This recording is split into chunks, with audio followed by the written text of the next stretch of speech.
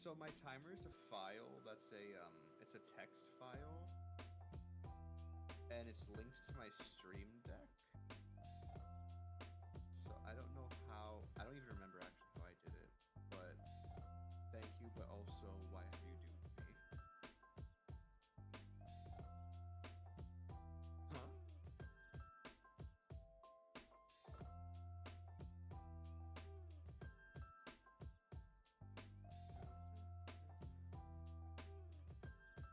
There's a good website. There's a website that does countdown timers that you can use. I just don't know how like it would work with resetting or not.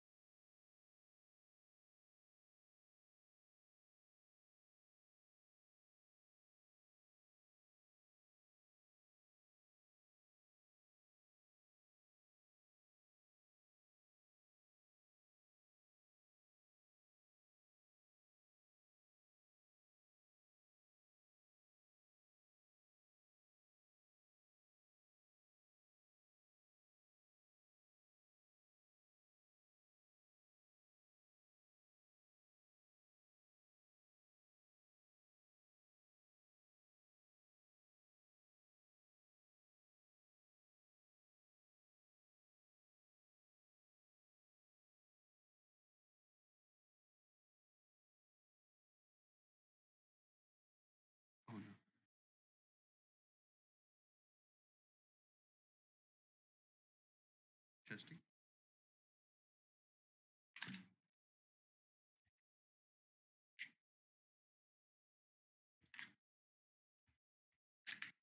Ah, that would do it, yeah.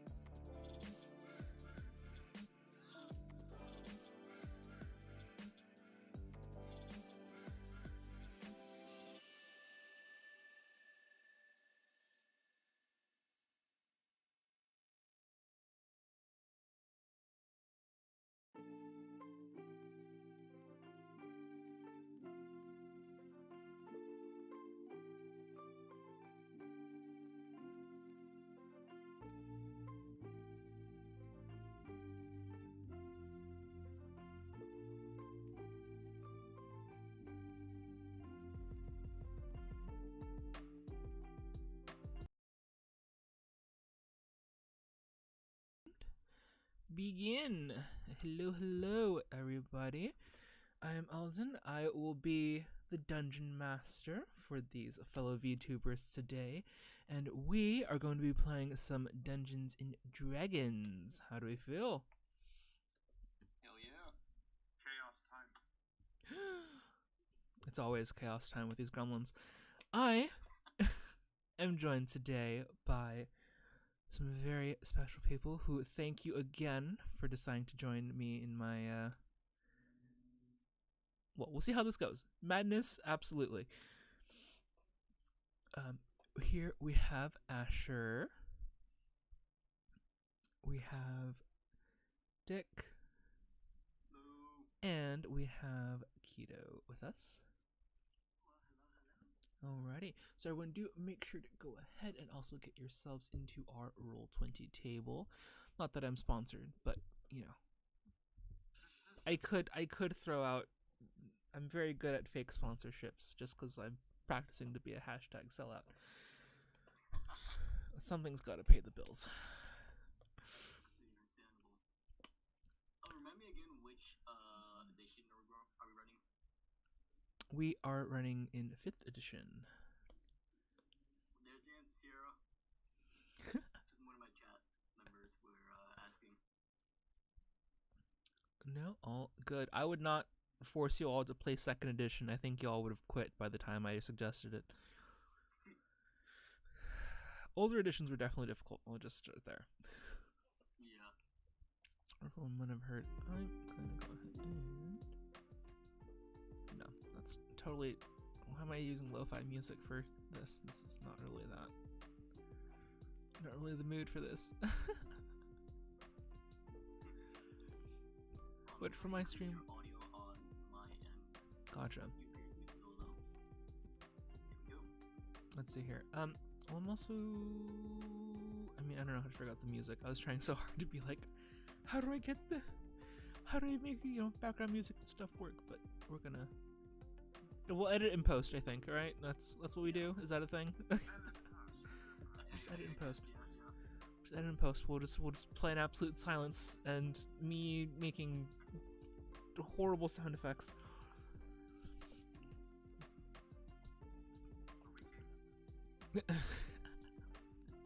I don't think you came to that, but oh, is that what we're asking? Okay. But in any case, let me go ahead here. I'm like here left and right. Alrighty. So here we're gonna go and start with a one-shot. The map in front of us and in front of my stream here is the map of Aravia, the Elven Kingdom. A very storied world. Plenty of trifle, plenty of strife between the elves and the many different factions that live within, including the high elves, the wood elves that run predominantly in the White Woods, and the drow, or the dark elves, that find themselves pretty often deep below the kingdom itself. During this time, things are good in most of the country, save for the White Woods themselves. Lamedo, one of the larger populations of the Elven Kingdom, have sent out requests for help, and there have been far and few messages of response in between. In this case, the Adventuring Guild has decided to send out a contract for escorts to send supplies and help to those who are needed in Lamedo. And at this time, you're traveling at the moment in a caravan together. It's a long road, and it's been at least several weeks of journey from the capital of Eridane to the city of Lamedo. But now it is pretty peaceful. It is night, airing closer to midnight. The moon hangs low, and there's a bit of a chill towards this autumn night. Traveling in the caravan, if we can go ahead and introduce our characters. Well, we start down the line with Asher. What is your character, and what might they be doing during this sort of long, arduous trip? Alright, my character, Carver, is a warforged paladin. Right now, he would most likely just be inspecting his gear. He has that gladiatorial background, so he's used to scrapping, used to fighting. He makes sure all of his gear, his weapons, everything is in tip-top shape. Gotcha. Alrighty. Sort of scraping away and sharpening things at night. We have Dick next to them. What is your character up to? My character is Zax. He is a male half elf, who's also a ranger. Originally worked with a nameless caravan and is associated with the Chill mercenary group. Pretty much my character. Oh, what did I just do? Something. He's alone with the caravan until they enlisted in the Chill merc group, Mhm. and operates. He himself operates under unique code that instead of selling his services to the highest bidder, he would. Oh fuck! I am stumbling my words again. I'm sorry. You got it. It happens. He operates on a code unique to him. Instead of selling his service to the highest bidder, fighting for what's right is pretty much what he does under his own terms. Gotcha. So, contracted for sure, probably by a collaboration with other guilds together. Great. And lastly, Keto, if you want to go ahead, what would your character be doing at this time?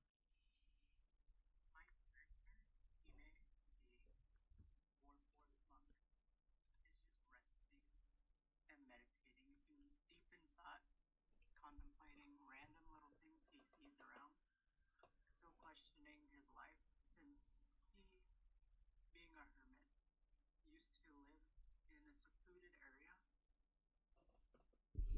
Gotcha. Alrighty. As it's a bit of a slow trek through the White Woods, and very aptly named. If you look out, you see that the birch trees are stripped of almost any color, leaving this beautiful white, this sort of eerie white pale glow that bounces off from the moon itself, and these dark red leaves that have mostly fallen onto the ground itself.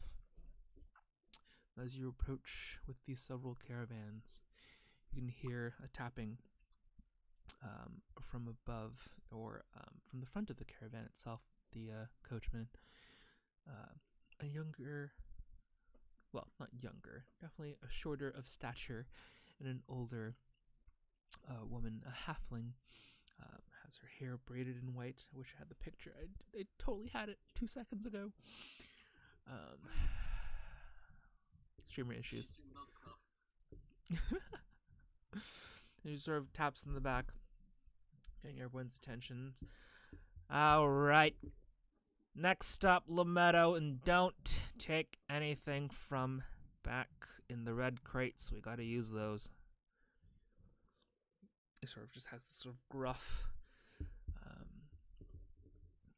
just totally not in it for the help, definitely in it for the money. She has just been grumbling the entire time, just about how difficult it's been to get through the woods itself. But eventually, as you cross through the bridge and over the local waters, you find yourselves here in the meadow, a beautiful elven town that's been here since the wood elves decided to create contact with you, and contact with the rest of the kingdom itself.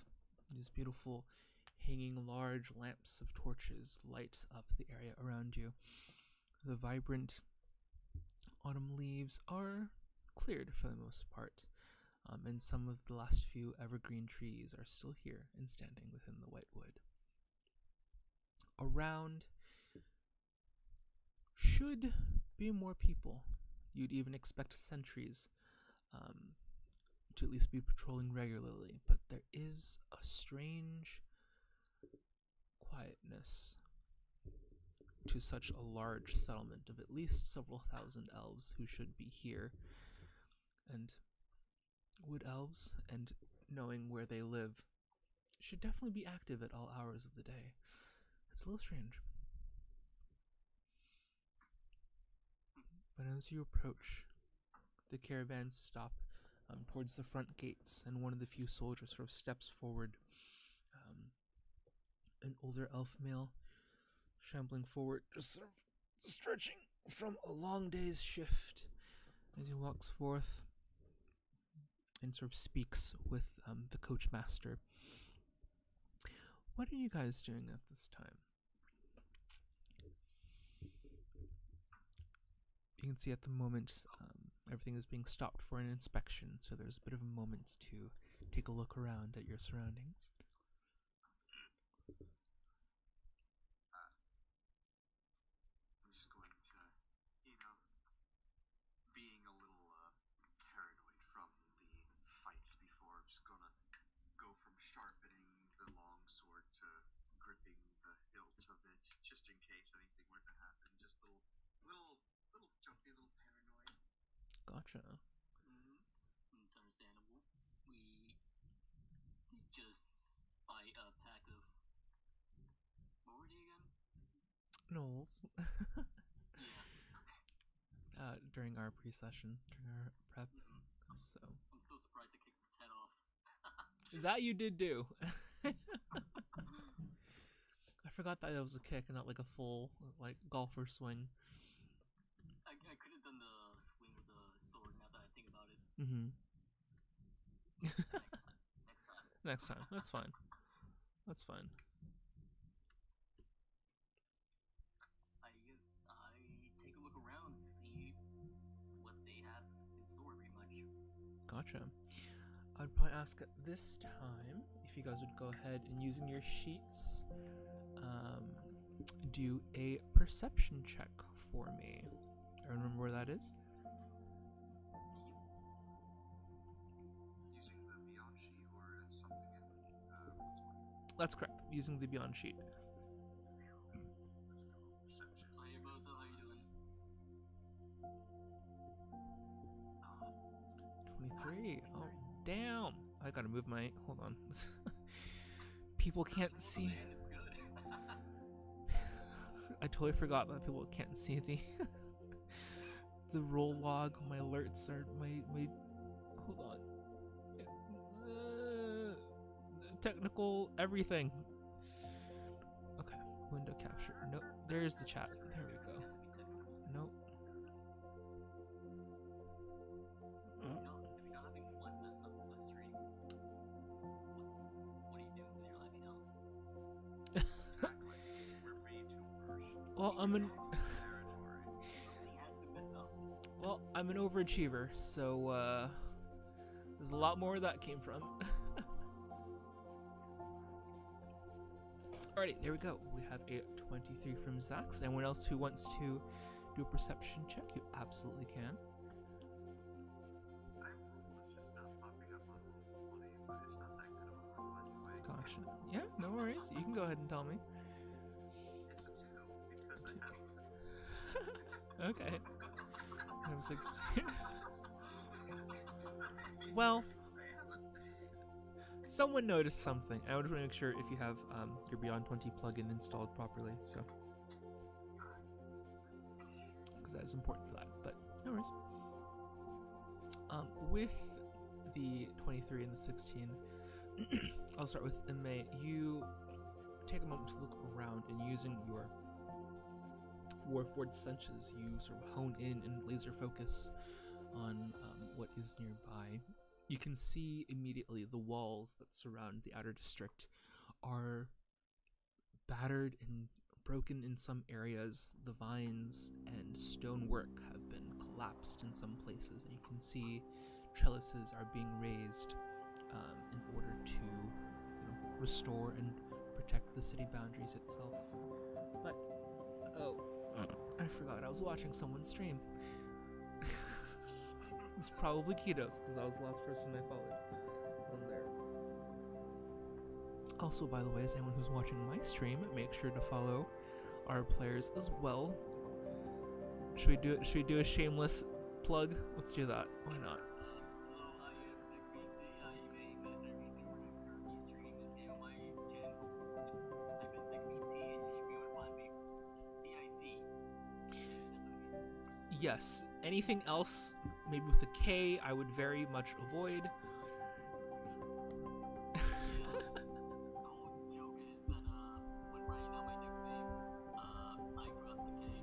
Oh, yes. That somehow makes it funnier. I know it does.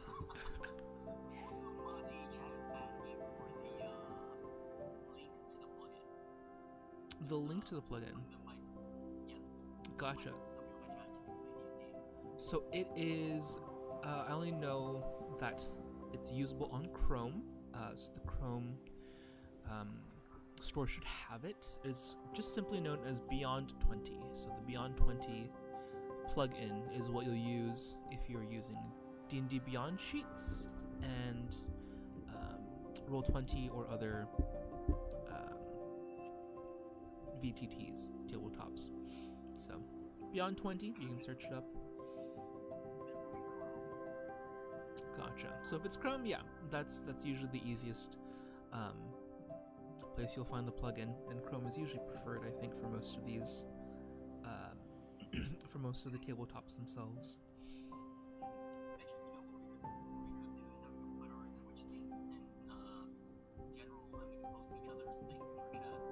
Yes, that would be a good idea.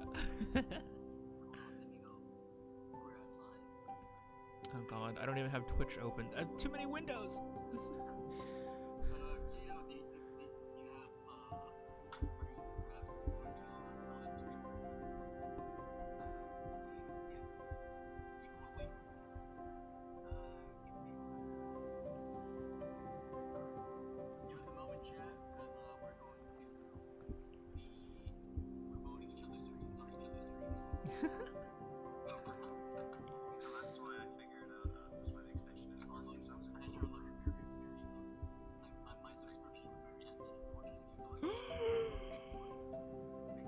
Tragic. Also, yeah, go ahead. It is fun.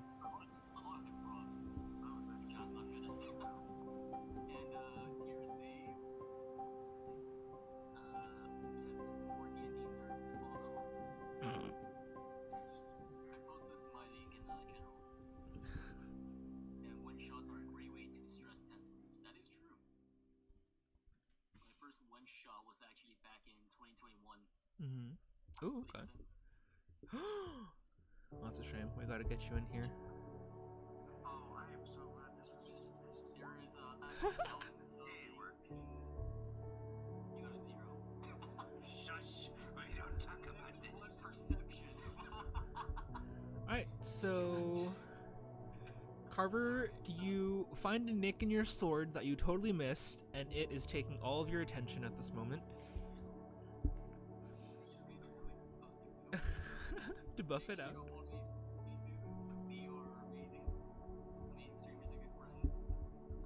Oh, thank you. And don't forget that one of us here actually has a brand deal.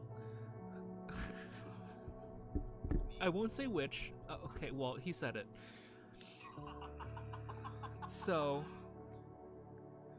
someone's got the money and the resources. It's Dick. It's a what rank are we in the military? I'm not a soldier in the military. I actually do run my own military. Oh, wow. I'm a military ruler. I was gonna say, all right. Supreme Chancellor. I hope you have.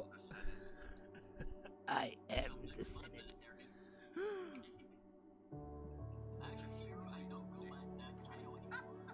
No?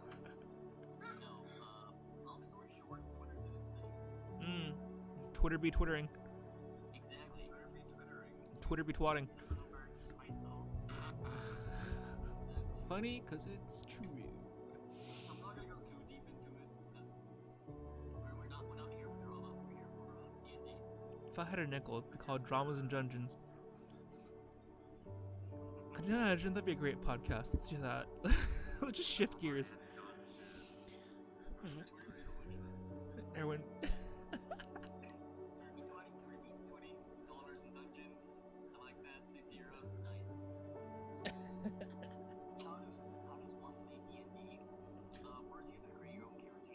Here's the meme. One does not simply play D&D. So you start off with $300 of dice you bought from Etsy. Yes. Not that that's relatable in any way, but you know, just it's a good place to start. Immerse yourself in some very popular shows, Critical Role, Dimension 20, you know, things of that nature. And then you spend too much time creating characters to be hashtag self-inserts and never play them for like 6 months at a time. So I believe that is the true D&D way. Sierra says she can get away with a deck of cards, honestly. Yeah, you could. Or you can do what I do and 3D print dices. You have a 3D printer. Cheated with I have a 3D system. printer. I actually 3D printed my own classic Doom helmet. Does it also... Cheat the system. I'm wondering where you got it from. Might this 3D printer be from Poggers, the sleep energy drink? No, Poggers. Alright, shameless plug-in. I am sponsored by Poggers. If you guys like get 10% off your purchase, you can use the link down below on any purchase of Poggers. Thank you again, Poggers, for sponsoring me. Alright, back. I got my 3D printer off Amazon. It is a Thunder 3 Pro. Yeah, it's actually really good. Is it compact? They're usually... I thought they were usually quite big.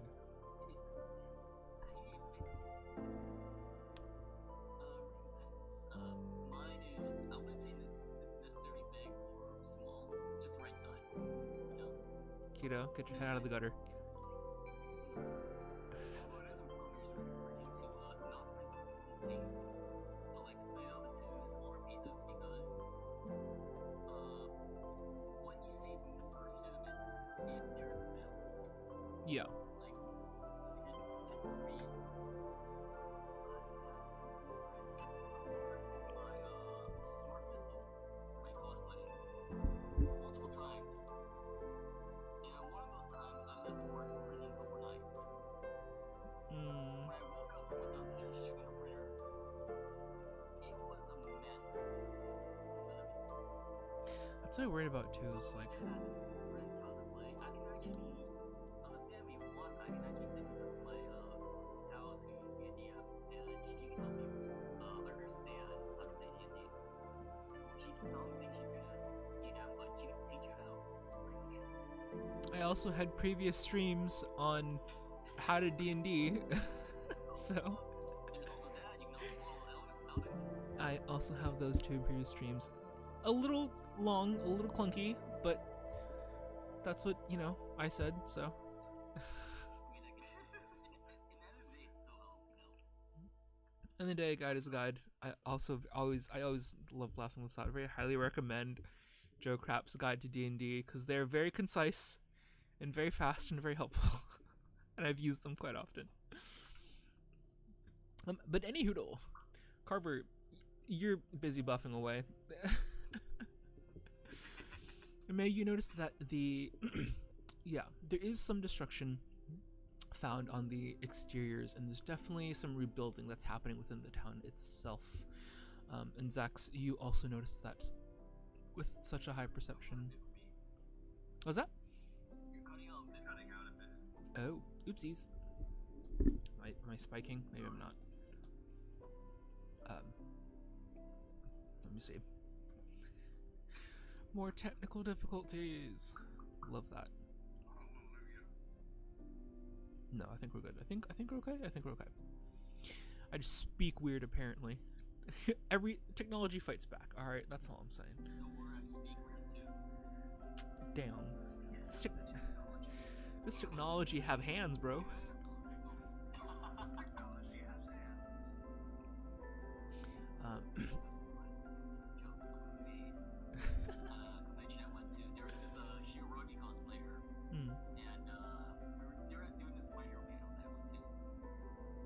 One of the questions someone asked the Shirogane cosplayer was, "Can you throw hands?" I imagine he just brought like prop hands to chuck at people. I think they almost did. I would have done that. I would have just like pretended to have fake hands and just rip them off at somebody. Because I know he has hands all around his body, so I just imagine him taking one of the hands off, just yeah, of course, why not? But luckily, with you, Zax, and your militant and guild training, you notice that a lot of this doesn't seem to be.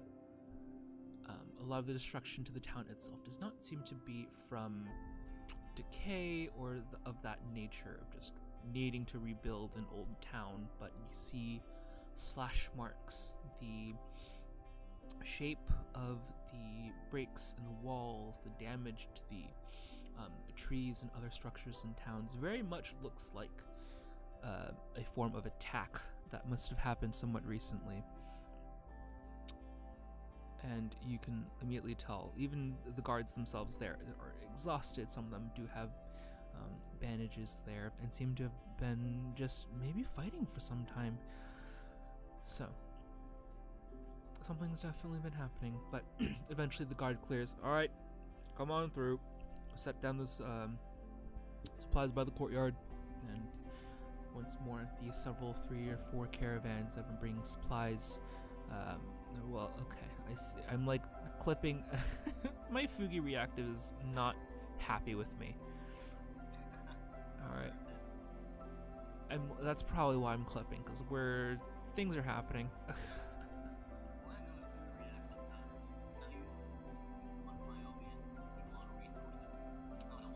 There's some delay on that thing too, and I'm like, really? Okay.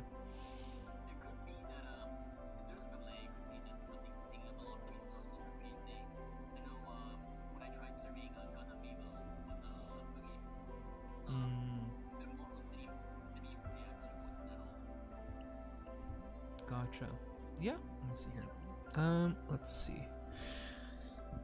Hi, Poppets. Could you turn up the volume? It's kind of quiet for the guests. Okay, let me bump up the audio because I think everyone else can't hear on my stream too.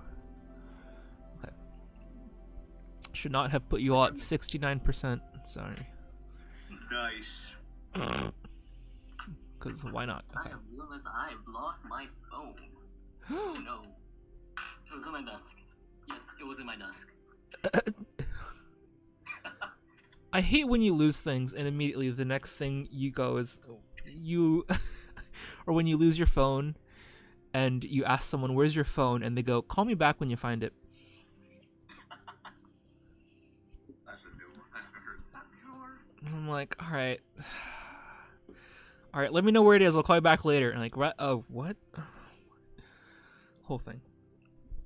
Alrighty, Pop, I've boosted our guests here, so hopefully you can hear them now. But as you cross through into the courtyard, you can see bits of the vine and stone bridges have collapsed throughout, interconnecting the city. But there have been planks and other things. Reconstruction has already been on the way. But the other thing you notice is that many people have been displaced from their damaged homes. You can see that many are huddled up, shivering in some of the cold autumn nights. Campfires have been set up around by the guards in order to help everyone and those in need. Maria, the coachwoman in the front, really stops off and turns to the back. All right, you three, you've got work to do. Head up to the town mayor, right up there, up the steps, and I'll take care of whatever's going on down here. Wait, this is halving that's talking to us, right? That's correct. Oh yeah, she is barely peeking 3 feet. I am tempted to call her I'm tempted to say, who is this sassy little child? Do you say this? I don't know, should I? In the truest words. What was that? Oh. I say, who's this sassy little child? You do. She glares at you, and from out of nowhere, from behind, she takes out her cane, cracks you over the head. Youngsters these days. I've been adventuring longer than you've been sucking your thumb. What the hell, dating? sort of just stares down. All right, you got your work. Get to it, and carry down that red box for me. What's in the box? She immediately, as she's like turns away, sort of looks back. Nothing. Just like staring menacingly, and continues to walk away.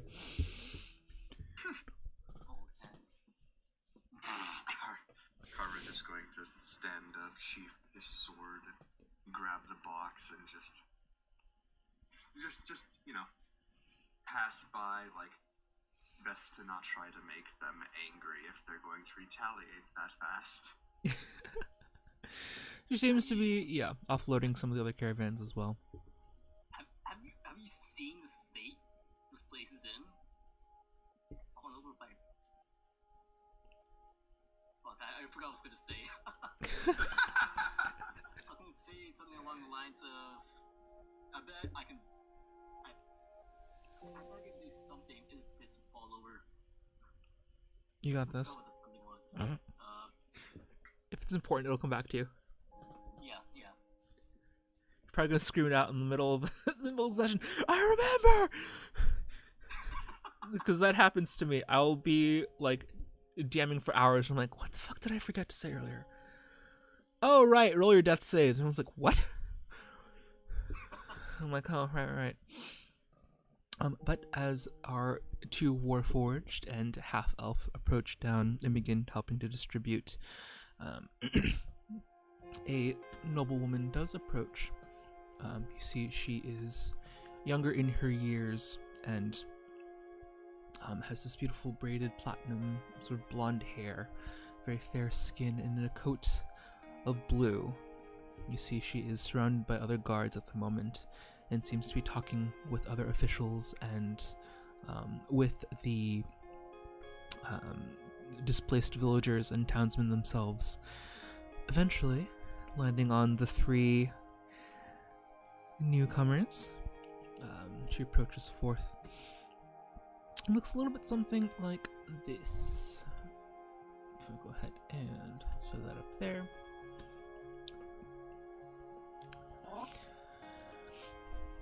He sort of walks forth with this stoic look. You can only assume that this may be some town elder or maybe the mayor of the town and city itself.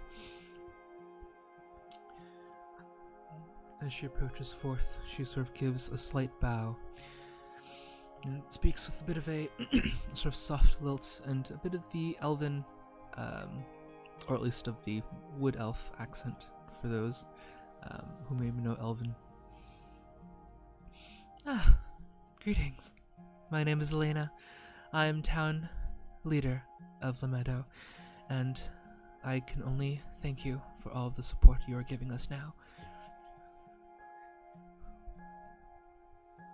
We are in great need of not only supplies, but, well, you've seen the destruction of our town.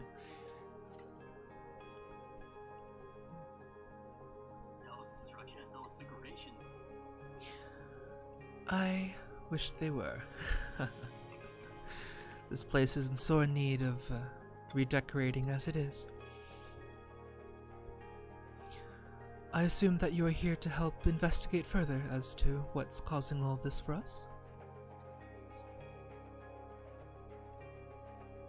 The job, but yeah. Of course. This way.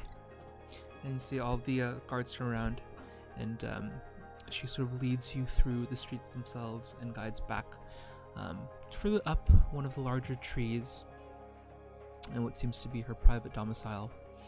And as you walk through, you can see again more of that rebuilding in progress, and also again with the high perceptions axe you notice that there's a lot of clear signs of struggle. There are bloodstains and claw marks dragged across roots. You can see broken weapons and the banners that have just been slashed through in several areas. It's not a great sight, but from what it looks like, they at least did their best defending what's left of La Meadow at the moment.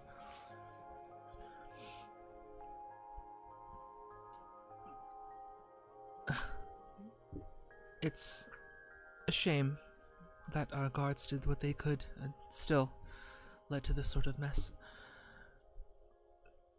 Beasts did this, although not ones that we've ever seen before in the woods. Monstrous creatures, things that should absolutely not exist, have somehow found their way more and more out of the woods. I can only assume that something is displacing them, but I know not of what it is.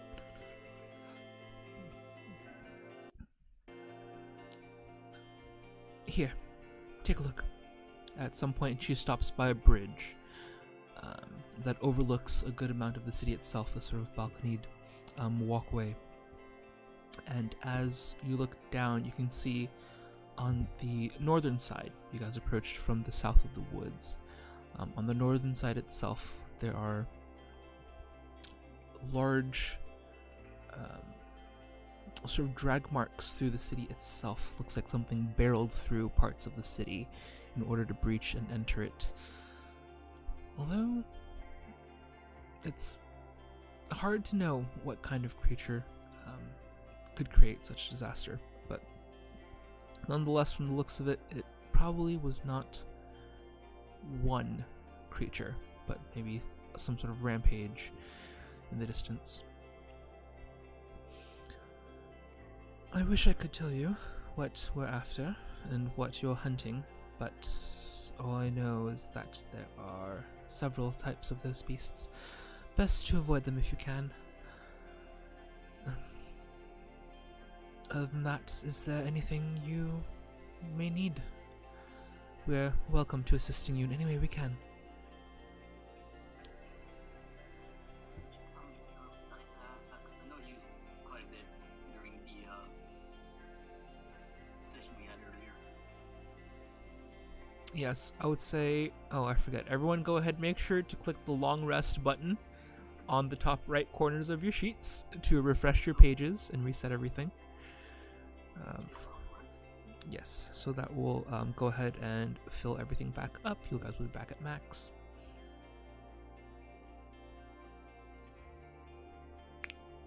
Long rest. Good. Gotcha. Everyone else sheets is looking okay too? Yes. Gotcha. Yeah. Alrighty. I'm good on arrows. Alright. Gotcha. So, is there anything you may need? Supplies? Information? It's shoddy, but I can do what I can.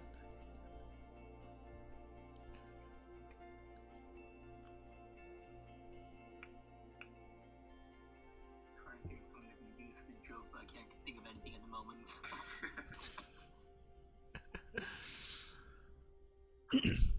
Alrighty. Although there have been rumors from some of the gods that these monsters may not be working alone. There's been rumors of chanting or otherwise coordinated speech. Something is definitely guiding these creatures and attacks on us, and we have no way to properly, investigate ourselves, as you can see.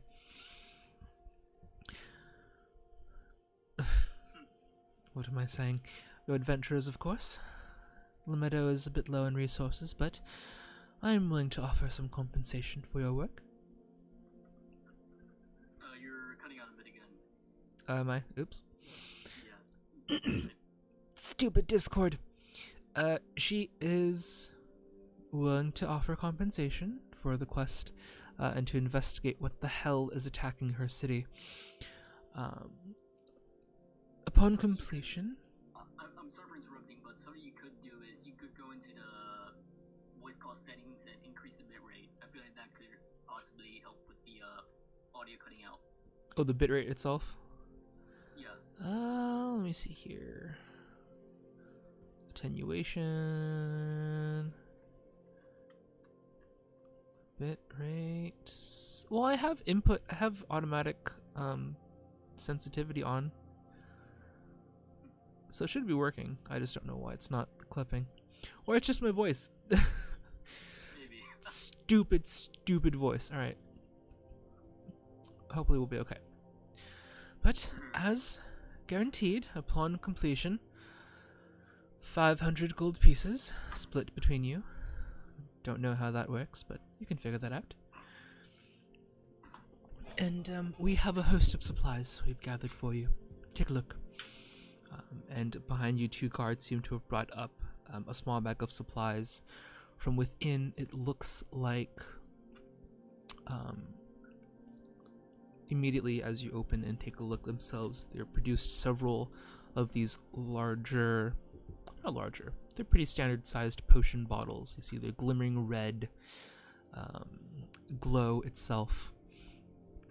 And there are several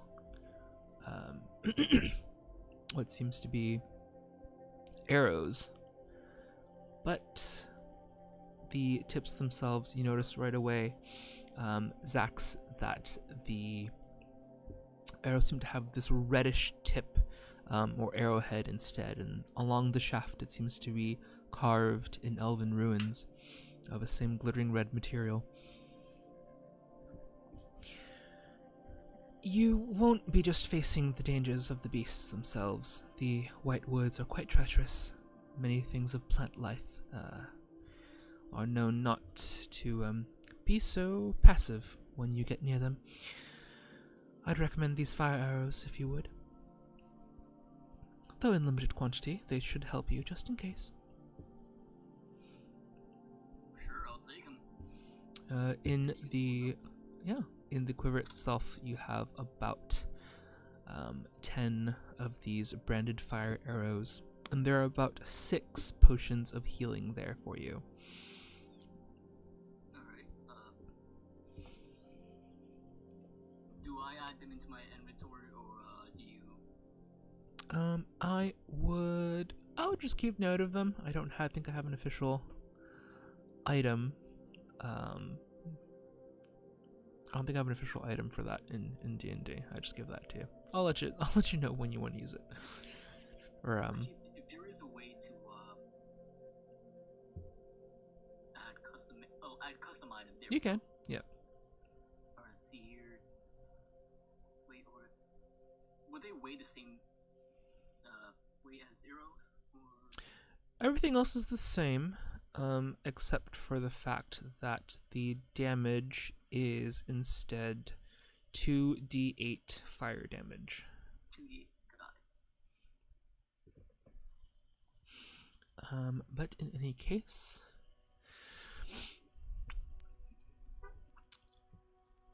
yes. So in my chance asking, does this have a curse dice like Mario Party?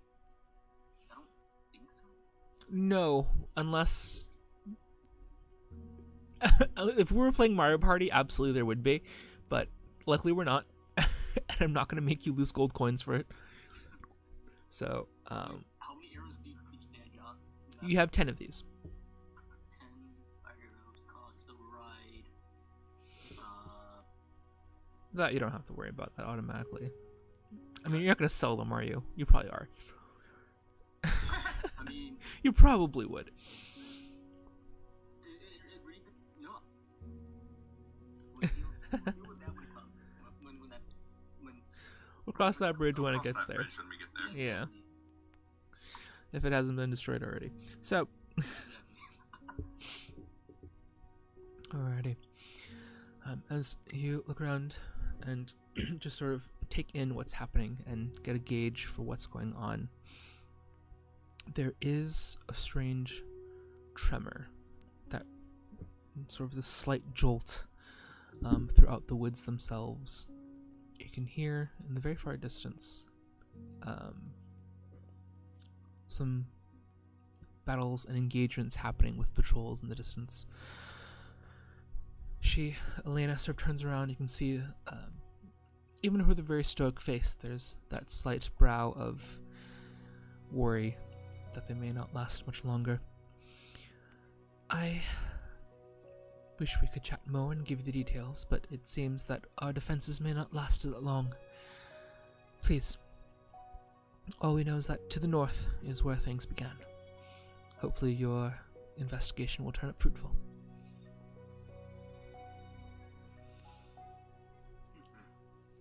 Just give a nod of thanks and Or later, lady. Sort of steps, as you watch, sort of steps and just pauses for a second. You can hear a bit of a sigh, and as she continues her way through with her guards in the city. But as you've been given your tasks, anything else you'd like to investigate or check out in the city before you decide to depart? There's a merchant shop around here that actually would be useful. Yeah, you can see that there are some people out in the wares selling their items and whatever they can in the streets for relief aid. But eventually you find yourselves back at the caravan with good old Martina, who seems to be grumbling around and just wielding her stick very readily. Her large walking cane until she looks around. Oh, thought you died by now. What do you need?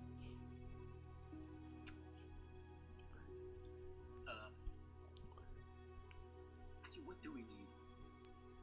Well, I don't have all day. Got weapons, we've got armor, although you look, you know, she takes her stick and sort of taps against Ime and Carver. Ding ding. You probably don't need that.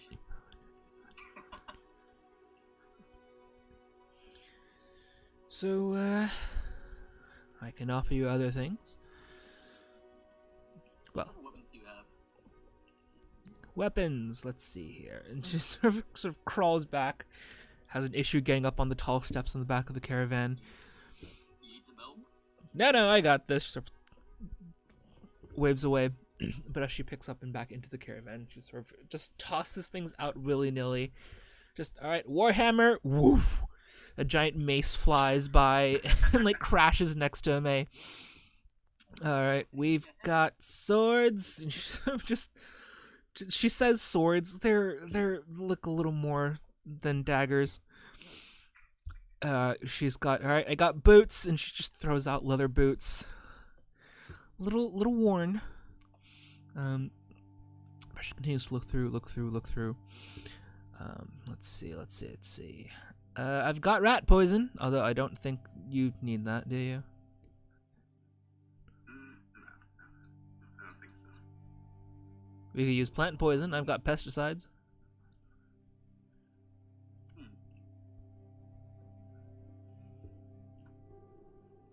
You want? I got a few bottles. I got them. You should sort of hear the clinking again. Something breaks.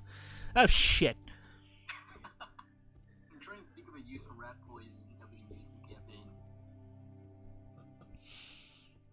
No, I feel like the only uses I could think of would require a high roll or something. And a very disgruntled wife.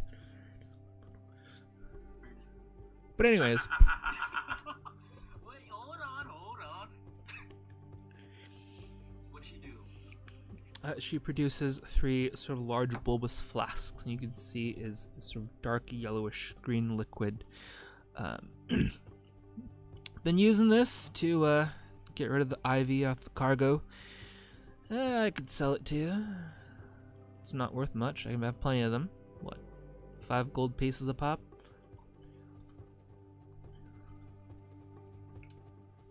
You know, I thought I could chuck this at someone and possibly, I don't know, the only use I can think for this is, the same reason why Sniper uses Girardi in TF2.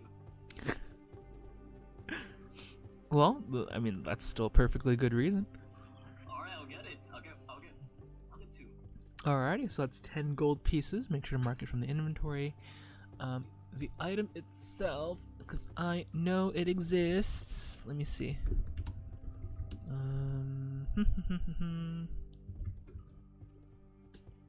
Where is it?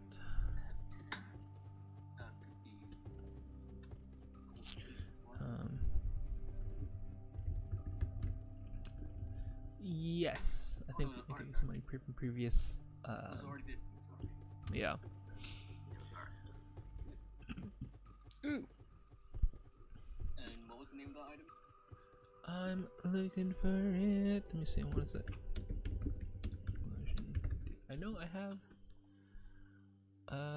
I wish it was. Herbicide potion, I think, is it. Maybe. I forget these things because I don't like dealing with items because they're weird.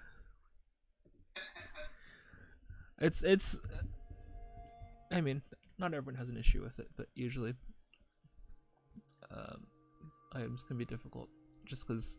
Would it be called potion of? I'd probably just call it herbicide. There's a lot. How many potions? You know what? I would search for oil flask as an item, and then you can customize that. Alright. Oh man, this is weird. It's alright. So this is why I get very. This is why I have very disgruntled. My games have very disgruntled merchants because like I don't want to sell you shit. Get out of here. There you go. Properties are the same, but they will instead do damage. I will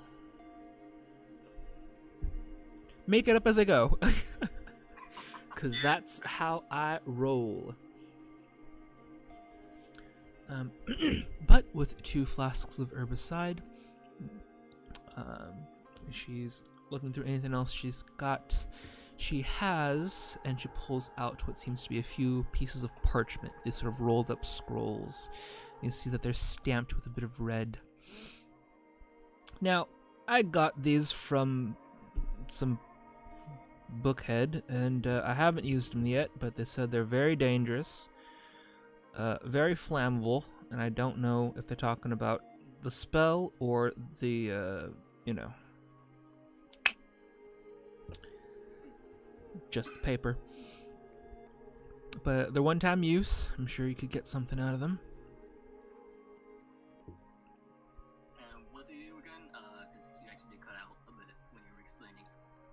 So she sort of hands out this scroll. She has 2 scrolls here, and they are sort of this thick parchment and bound in red string and with a red seal.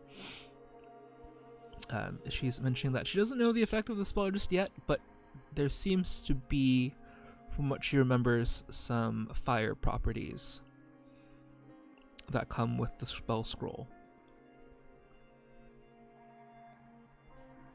How much does it cost? I mean, they're a bit pricey. I got them for about, doing the math in her head. I could part with it for about 100 gold pieces. Can I do is there some sort of roll I can do to lower the price? If you want to hassle, if you want to bargain, you can definitely. I would say go ahead and roll a persuasion check. Alright, let's do it. Shit. Oh, 13. Okay, so how do you attempt to persuade her? Alright, how to persuade it? Let me try and think this for a moment. I love how you're fielding this, and the Warforged are like, I don't need this, dude. I'm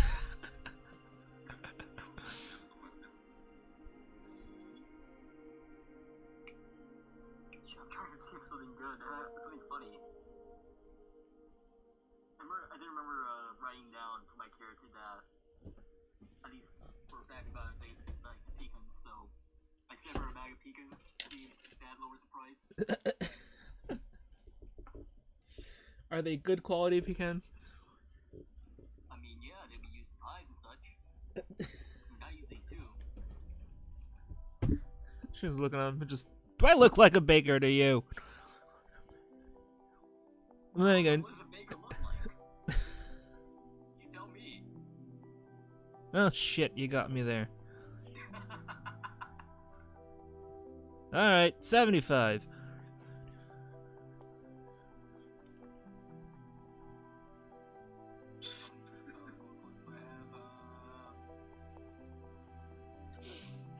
I dispersed 50 for everybody last time. Oh yeah, 50. That includes you, Asher. Yep. Would the discounts still carry on when we return? Don't push your luck, kid. Unless you have more pecans and a baker. I'm pretty sure I can find both on the way back. I'd like to see you try. And he sort of just grabs, just like snatches the pecans and immediately just sort of inspects them. Alright, totally just starts eating them before like giving you anything and just... What do you want? I don't know what to say. Actually, it's actually a question for the group. Is there anything else you guys want, or... She fully hasn't given you the scroll yet. she's totally just grabbing it in her hand and just got focused on eating. Oh, right, here you go. Alright, just take that. She looks at us like, oh, no, hold on, that's my cart registration. Hold on. Swaps out for the proper scroll to give it to you. You've received one scroll of fireball. Fireball. Oh yes.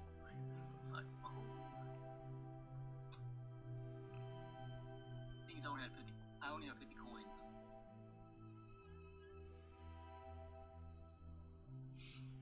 So someone may need to front the rest of the 25. Okay, this is where I jump in. Mm-hmm. He may, without wanting to stop his fellow party member from wasting more precious time, just tosses him a bag of 25 gold and tells him in a very monotone voice, "Can you stop playing around? We have work to do." Alright. And then we just, Alrighty. here we go. And as you leave, she sort of, as you turn around, Zach's cane hits the side of your shoulder, and don't come back without more pecans, and maybe a pie, or a sandwich. Starving over here, feeding you kids. He sort of immediately Fair enough. shuts down the caravan and continues her work. Do we know there's like beacon trees, there's something on the way there? You that will see. It actually hurts.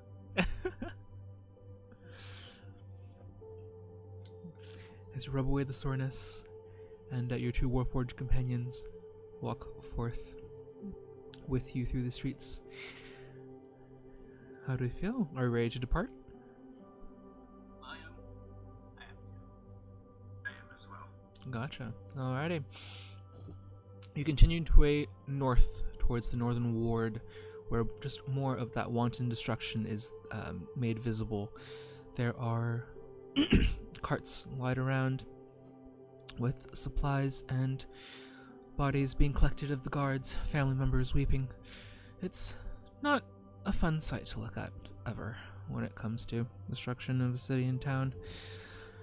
But as you venture forth into the night itself, it's a misty night. The sort of cold autumn fog rolls through the forest itself, and you can hear the various hooting of creatures and snapping of twigs as many of its inhabitants are just out and about during this time of the night. It's at this time, as you travel, I would like to introduce you all to the travel encounter table. So, if one of you would go ahead and be so kind as to roll a d20 for me.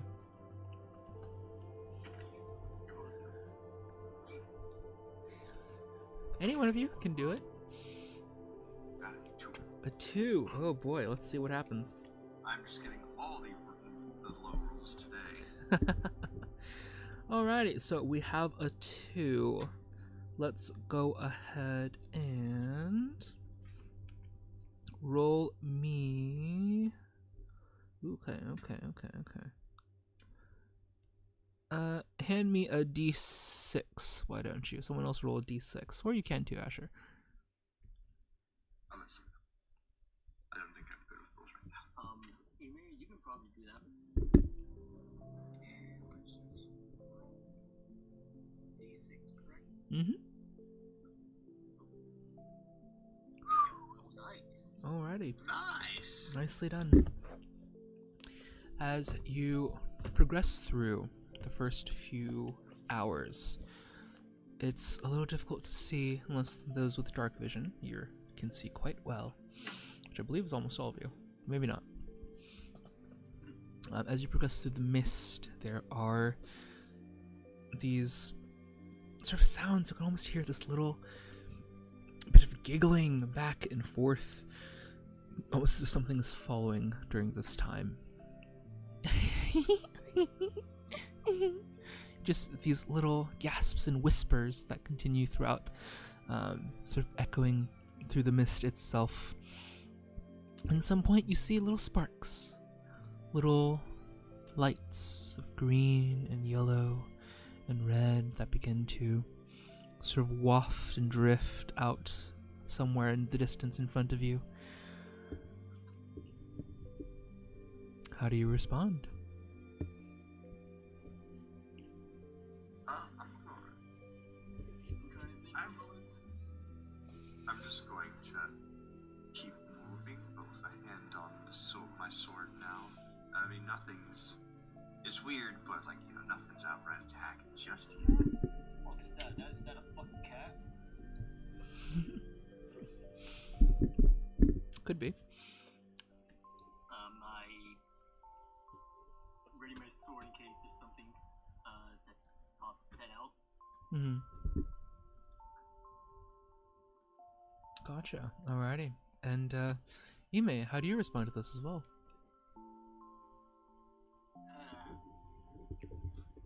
Can I do a perception check to get a better look at everything? Yeah, absolutely. I'm just gonna roll a perception right here. Yes. There you go. A 15. Alrighty. With 15, you take a moment to focus. There's so many of them around, these little small little sparks and dots. But as you take a moment to try and focus on one and keep track of it, it definitely seems to have a very natural movement to it. Not like a dust or glow or something. But as you take a moment to focus and look closer, there are pixies in the area. These small little flying humanoid fairies are just sort of flitting around. You can see them sort of poking out of leaves and out of branches in order to sort of keep a track of what you're doing and who these strangers are in their woods.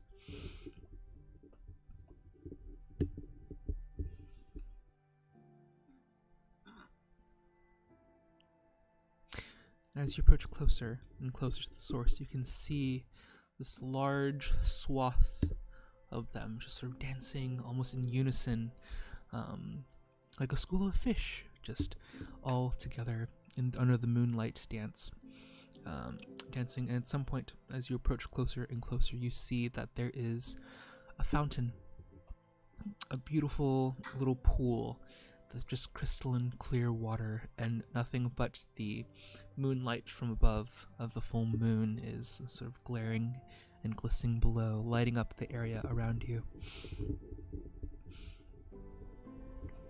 As you approach closer and closer, one of them sort of steps forth, or sort of floats close to your eyes, you may. And see is sort of just staring and sort of doing little cartwheels and things just around your head. What are you doing here? We're simply passing by. We've been hearing of some of the horrible beasts coming from this direction. Would you happen to have any lead or information on said creatures? Another one sort of zooms by, and you swear there's a tickling in your ears, Zax, as it seems like one just goes through your ear and out the other, just in a dash of, and you just see sparkles around you, sort of floating around. and immediately just lands into the dirt. Ow!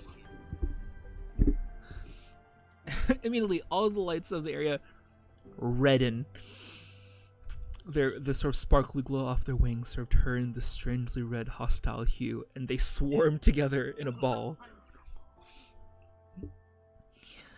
Immediately, the one next to Ime sort of peels back and has this sort of lighter orangey glow to it.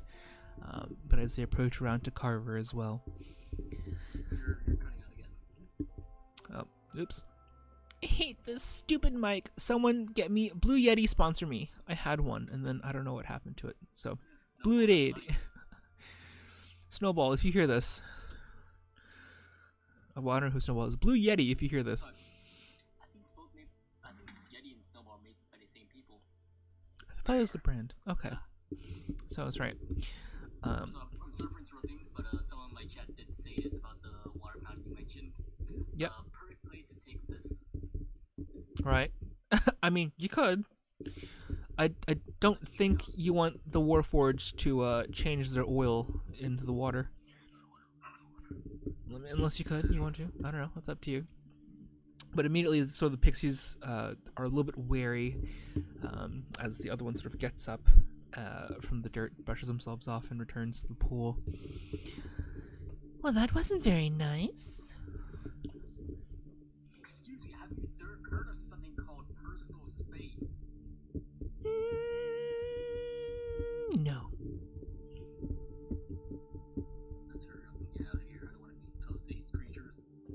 Are you sure? You see immediately the mass of fairies sort of move in like this wall, this swarm. Are sort of like, we could help you. We could help you. Oh, that really hurt. So, Ime, clearly annoyed at his party members' ignorance or incompetence, he doesn't know the difference. He walks up to his party member and gives him this nice little, what I would describe it, not a punch hiccup, but more of a gentle tap to force him to drop down into almost a bow. And he may hold his head down as he speaks. I do apologize for my rather ignorant friend here. We're a bit tired, you see. And me and this other guy, this is happening the other floors. We don't have to rest, but our friend here, he is what you would call flesh. So he needs his little nap to stop being a little ignorant. But yes, we would love some help. You see one of the lead pixies sort of goes down and just begins poking at your cheek. Just, yeah, he seems pretty fleshy. Well, you can always go to hell. Let's see, Ime, if you want to go ahead and roll a persuasion check. And any of you, if you do want to help, you can. That would go ahead and give Ime advantage on their roll. I will actually help. Sure, alrighty. So with a 16, so alrighty, so that's 6. Sure. And Ime, if you want to go ahead and roll that persuasion roll too. 16. Alrighty. Works for me. So sort of wheel around. 24. Oh, look at you. Everyone being very persuasive and very intrigued. You see a lot of the pixies are still wary, but their reddish sort of warning colors have sort of faded a bit. I'll give me a moment when you what's wrong with my dog because he's barking. You guys don't tell me, just tell me what happens when I get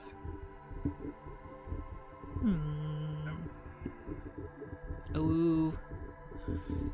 Ooh, Keto. What does the fox say? I don't know. Oh shit. Do we all woo and see if Dick responds? Or more important? No. I'll whine about it later. But with all the persuasion At some point, the fairies are amused, and they lighten up their warning colors, much more softer, yellowish hue from their glitter. They sort of roll down. Okay. Well, there's some really weird people nearby in an old shrine. No one's supposed to use it. It's kind of really it's really bad. It's like really bad. It doesn't look very good, but people still use it, and there's always something there, like red coming from it.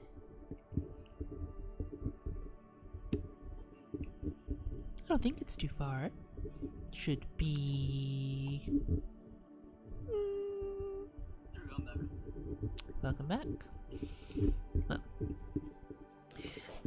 like I said, there's a shrine nearby with some people camped up around it.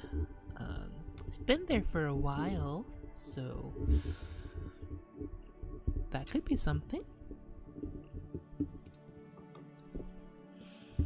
Has there been strange creatures coming and going from the shrine as well? Oh. Yeah. And, from other places too. Big things, small things, things from home. They're all so fun. I don't like the vibes these things are giving off. You stay silent, you flashback. I cannot afford to get sidetracked anymore by your shenanigans. You may whisper Off it the ground. How's that? I was like, I need to let me get off the ground. Can I do you promise that I'll come around? What would be first? So the pixies sort of do the little do a little swirl around and sort of all surrounding you, and then one up to Dick's nose, sort of just landing and sitting on it. Okay, do something funny. I place my hand on a fireball scroll. You may think that we're about to enter unnecessary combat. He simply raises up his party member and just throw them up in the air. What? You are strong, aren't you? All right. Do you let him throw you up? Do you let him throw you up in the air, Zax? Do I have a choice? I mean, you can contest it. Sure, I try to To be fair, they did ask for something funny. That is true. Seeing someone flying up in the air, just flailing around. I will say, Ime, roll me a just straight strength check. So that would just be on the top of the sheet, just that strength score button. And Zax, you can roll me athletics or acrobatics. Try and see if you can get out of the way.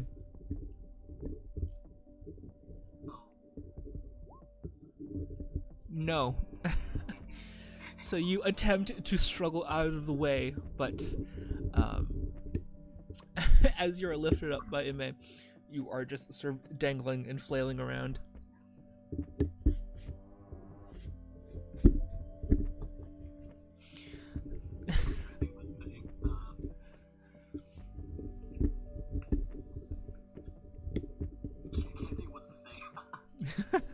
Just making coherent noises that'll make the pixies laugh.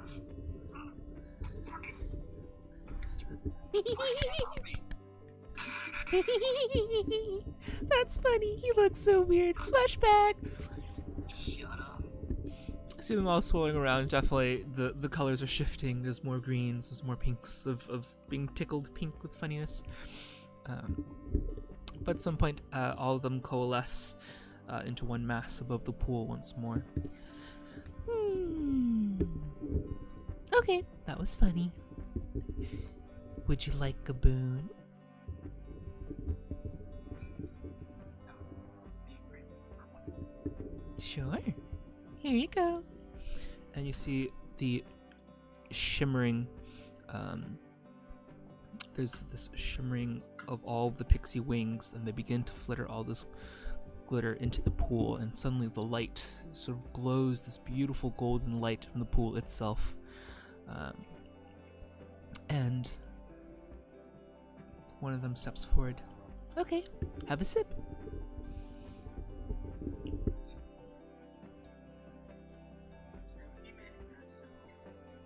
In a very respectful manner, Mm. attempting not to further annoy. Gotcha. Alrighty, so you take a sip. Does anyone else go ahead and drink from the pool? Am I still an neighbor? I mean, I assume you're probably put down unless you don't want to, you may. Nah, I'm putting down. Okay, alrighty. Finally. Gotcha. I'm Yeah, or whatever it is. yes. Alrighty. Drink from the pool. Go ahead and roll me a 1d100, please.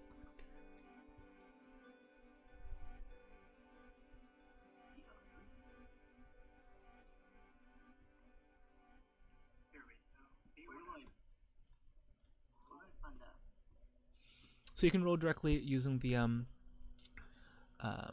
the left side hand of roll 20. There's a tool towards the very bottom of that list. That's a dice roller.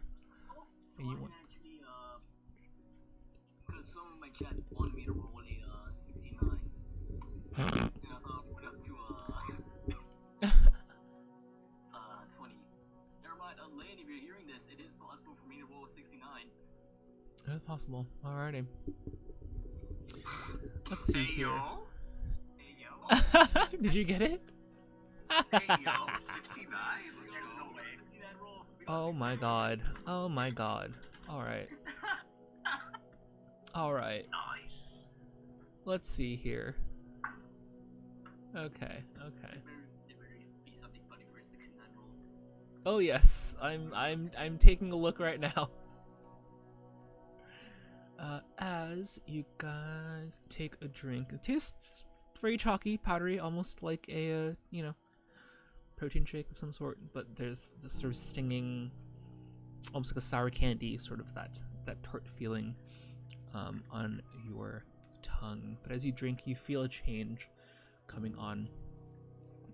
For you, let's see, for Ime. Ooh, that's not the one I want to give you. Let's try this one. So you rolled a 13. You immediately feel this surge of strength and power, and you just feel better as you immediately gain temporary 20 temporary hit points to your HP. So you, next to your HP, there is a section for temporary. Just plug in 20 for that. Alrighty, Dick. So, okay, so Zach's roll is 77. Let's see what we got here. Are they all bad? Maybe not. 77. Oh, alright. That's interesting. I'm scared now. I'm scared. Okay.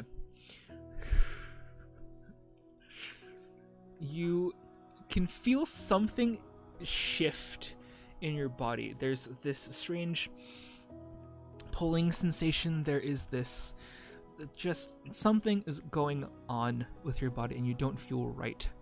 A little queasy as some sort of magical effect takes place. I want you to please go ahead and roll me a saving throw. Let me see what you are saving throwing against. Let me take a look here. Let me take a look at the spell itself. I'm trying to find the saving throw in D&D Beyond. So the saving throw is going to be a little box on the left side of the screen. It should have the six little stats. It's usually right beneath, right towards near the top. Yeah. So let me see. Where is the polymorph spell? Oh no. Okay, let me. Turned into a pigeon. Find the dice with savings throw. So there isn't dice. It's just going to say like con plus something, dex plus something, like all of the stats in a tiny little So we would box. just- Yeah, you just click on the plus modifier next to it, and it'll roll for you. No, like which one? Strength, dex, con. You are looking at a what am I making you roll? Wisdom saving throw. Okay. I'm gonna set the DC relatively low so that you're not A B. screwed. A B. Well, okay. Out of a 1 to 20 system, Oh, it's a natural It's a 20. Nat 20. Okay, that is a critical success. You save against the spell. So you immediately can feel this form trying to take over you. Everyone else can see that they're almost immediately the face and the form is trying to change. There's almost this like woolly white material, this fur that almost grows out, but immediately Zax focuses through and does not get transformed into a sheep.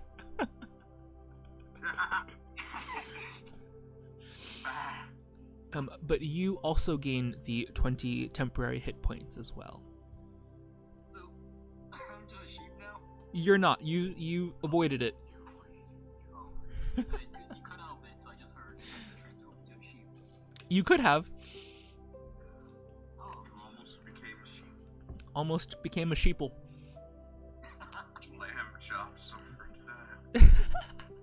Alrighty, so 69. Poison me, something? What was that? I yelled out to the I'm saying, can you fucking try and poison me or something? I yelled out to the pixies. Oh, no, it's like, what? We said we'd help you. Don't you feel better? Turns me into a sheep. Ime steps in and tells him, well, you did kind of almost kill one. It's only fair. Okay. Let's see. Myself down and keep my mouth shut. Gotcha. Alrighty. Ooh, okay, let's not do that one. 16. I'm like looking through several magic tables to see what is gonna be a good one here. Oops. Okay. 69. Gotta be a funny one. 69, yay. Okay. Alright, I will modify this. 69. So everyone does get the 20 temporary hit points, so you can definitely go ahead and add that, Carver. But as you drink and sort of look up, you don't, besides the increase of points, you don't feel that different. Although, Increased points. so yes, the temporary hit points are going to be on the top right next to your hit point box. And it'll say temp, and you can add it in there. It's 20, correct? That's correct. Alright. Wow. Alrighty, so I have Pops asking what classes are each character playing. We currently have Asher as Carver the Warforged Paladin. We have Dick playing as Zax the Half-Elf Ranger. And we have Kiro playing another Warforged Monk. So we got some Terminators on our side here. But as you look around, you yourself, Asher, don't feel any different. But as you stand up and take a look at the others, they are gone. And Oh, Zax and Ime, everyone else is also gone. You do hear Carver calling out to you, though.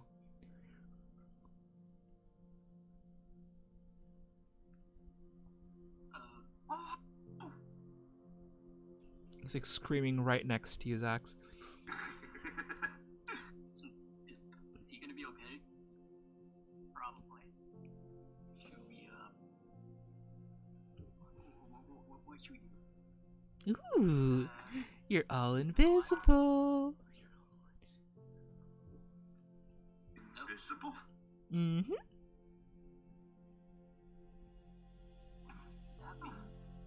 No, I'm not gonna do it.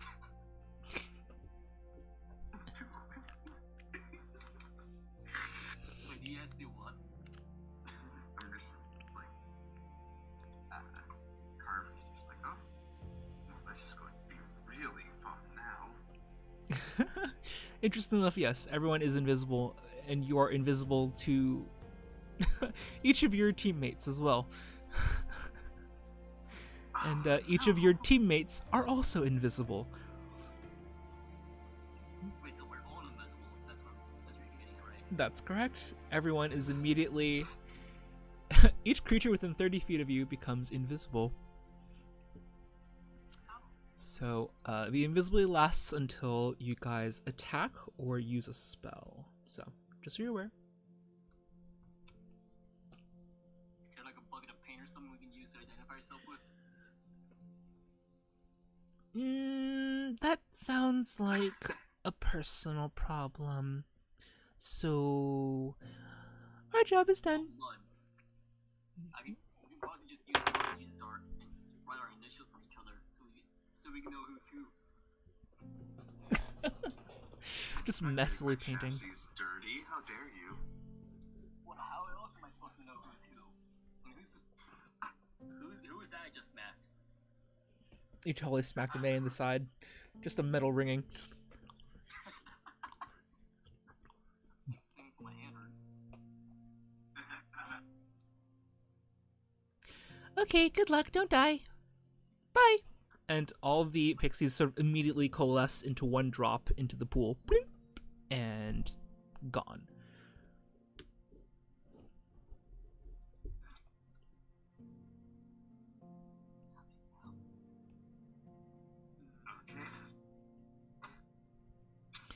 Before one pixie sort of pokes up from the water.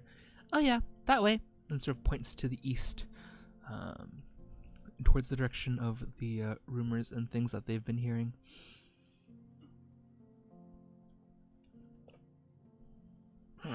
You still look funny when you're invisible. Doop.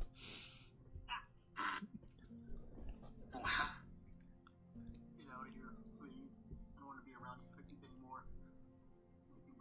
I think one of them just... Where is it? Shit, my pecans. Where's my pecans? My cabbages! That was just one bag. That was one bag. I had another one.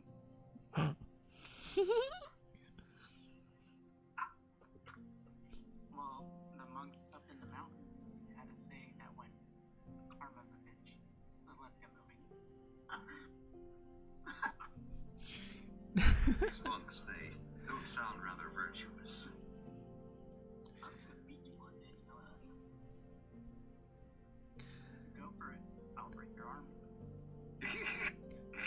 These monks don't sound very cash money of them, do they? Oh, let's keep moving. Alrighty. As you continue forth with your strangely newly acquired boons and invisibly trying to navigate through the way forward, another hour passes, just heading towards the thickets, slowly clearing out of the woods themselves.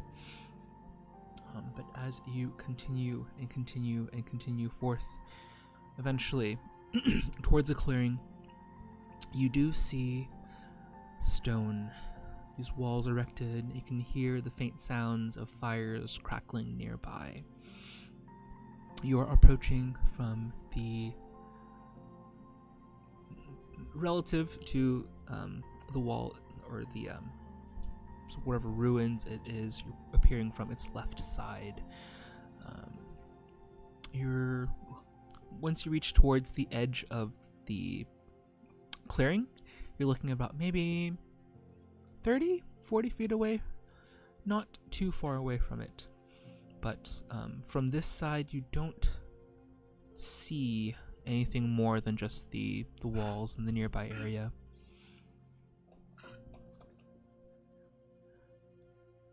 And I'll go ahead and move you over here to the shrine itself. So at the moment, you guys would be approaching from this side, somewhere from the west side here. So if you want to go ahead, you can absolutely take your tokens and pull them onto the map so you can keep track of yourselves.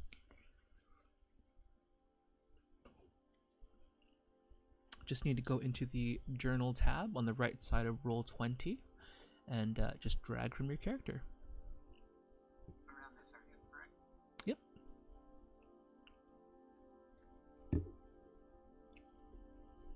How do we track my character?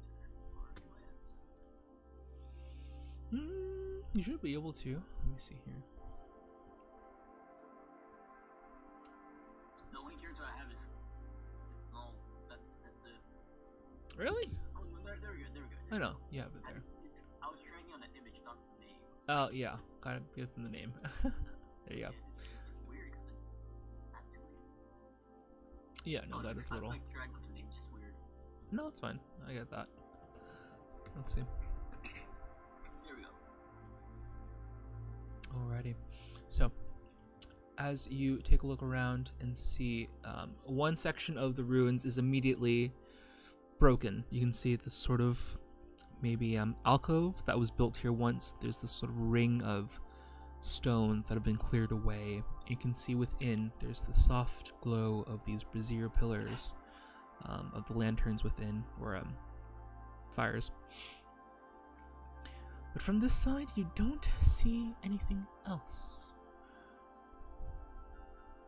What do you guys do now? Is there like a perception roll I can is there a perception roll I can do to see if there's anything else? Yes, you absolutely can if you want to go ahead.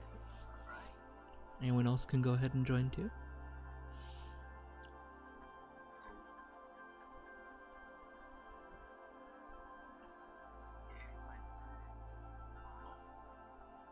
Okay. Alrighty. So Zax, you see stone. You see a fire. And you don't see your teammates, and that's what you got. And you don't see anyone freaking else. Guys, I found a rock. Do you say that? Yes, I'll say that. Oh, okay. I'm sure. Carver, with a 14 in perception, you see a little bit further, and there is movement from within, although from this distance it's a little hard to tell from the lights. You can sort of just see shadows moving across from within the building itself.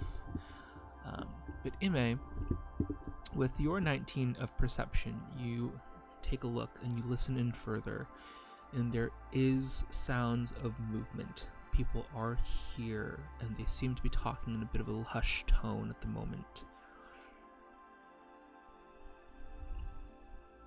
At some point, as you focus and just wait your turn and make sure you know what's going on, eventually you see appearing from one side, or from the side of that you're on, from here, is this taller, red-skinned, sort of goblin-like creature, a hobgoblin, sort of brandishing sort of this old scavenged armor, and just seems to be just out for a piss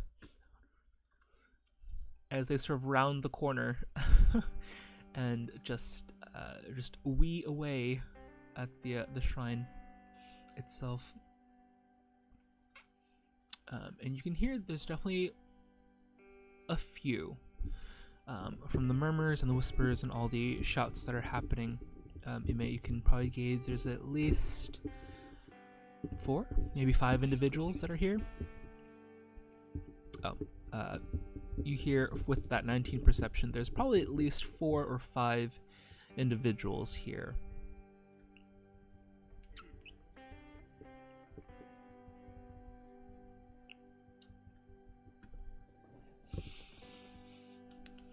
And currently the hobgoblin is faced away, finishing his business, and about to return back into the temple itself. Should I throw this rock at it? Do you want to throw a rock at him? I'm asking my teammates first if they want me to. Oh, okay. You could, or even better, we could throw you at it. Just keep rolling that rock.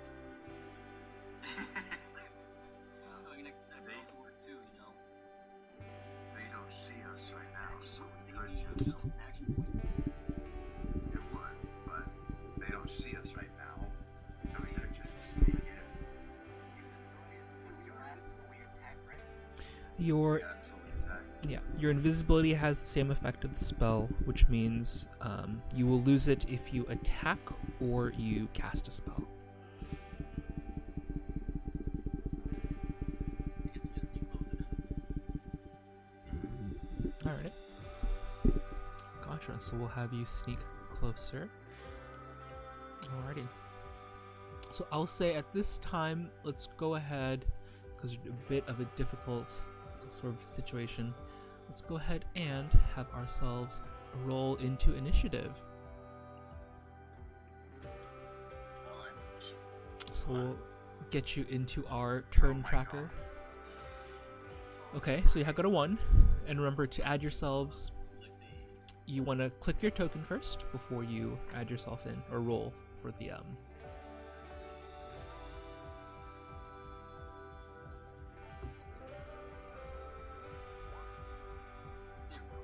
Okay, so click myself first, then roll initiative. yeah. Okay, no one saw that one. Good. I didn't see it if you saw something. That was a nat 20. With a -1. So bad. I can never get a nat 20 on perception or initiative. Oh, I'm surprised you got a nat 20 for a save. That is true. I did not expect that. That was very lucky. Jesus, 22. It's true. It's combat time, cut them all. Like, not just yet, we're still invisible. So That is right. I wanted to throw a rock at it, but you know. Didn't pick it up. Gotcha. Oh, no. That's right. I'll go ahead and add you. So what is the number here? So we have a 13, we have a 19, and we have a 22. Would you look at that? Alrighty. So I'll go ahead and expand this for anyone else who can see it. Can I do it sideways? Yes. There. That doesn't really make a difference. Okay. So let me go ahead and reorder you. Alrighty. At this moment, we'll say that the hobgoblin does move back into the shrine itself, resuming its duties. But first we have Ime. Let's see what you're doing here. Go ahead and change the music on my side so it's Throw a rock at it. Our invisibility would be gone then. Or at least yours would. Yeah, just like push this in the bush right here. I can hide in. That bush or a tree? that is a tree. There's a tree right there I could hide behind.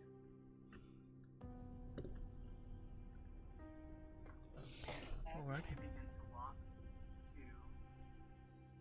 to Gotcha. Remember to change back to your cursor.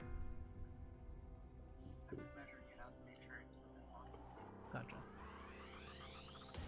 Yeah, as if you walk away and go back. Like, you're gonna waste very quick time hiding yourself. Hmm.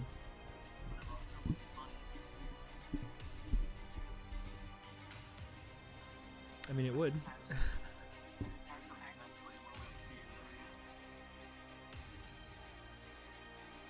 Alrighty. So you are approaching forward coordinating with your teammates. I'll say from this distance you can see something else is within, or you can see at least a few more movements. One of which, from within, you can see a large, sort of deep reddish glow that seems to be emanating from somewhere within the ruins itself.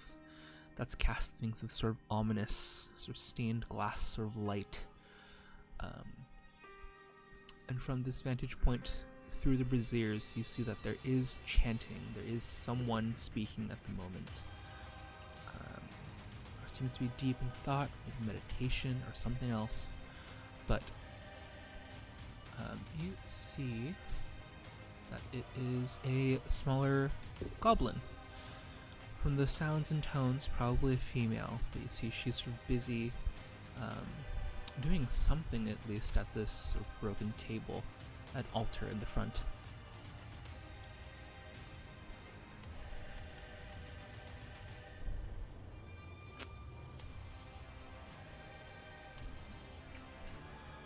But during this time, anything else for you? Gotcha. So you stay there sort of keeping watch. Then Carver, you're up next.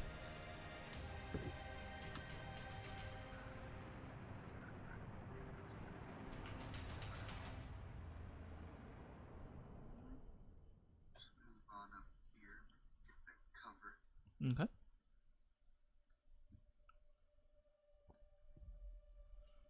Gotcha. And anything for you. So from this side, you can see, Carver, that there are more individuals. Let me just take a look here. Yeah, that's fine. We'll go ahead and you see that there is a second hobgoblin sort of posted up on the other side, about here. So there's at least two hobgoblins sort of taking patrols, and within there are other, at least, let me see here, where are you? Two other goblins within that are currently helping and sort of standing around the vicinity here. And you see that they're actually, they seem to be grabbing through something from behind them or next to them, these little pouches, and throwing something across this strange light or shadow.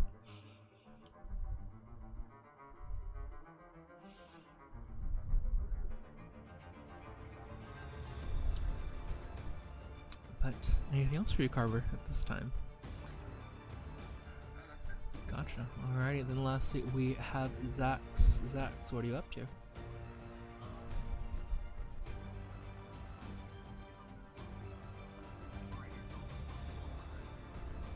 Where? On the... Yeah. Yeah, it is a wall, so yeah, you can definitely look through it and still see what's going on. Alrighty. So as you approach and look inwards, you see there is one more. Just another goblin at the moment. Sort of just picking his teeth, probably from whatever meal they had just prepared from a campsite recently. Not at the moment. It doesn't seem to the anyone has noticed you just yet. But I'll say at this time, as we return back, unless there's anything else you'd like to do, Zax?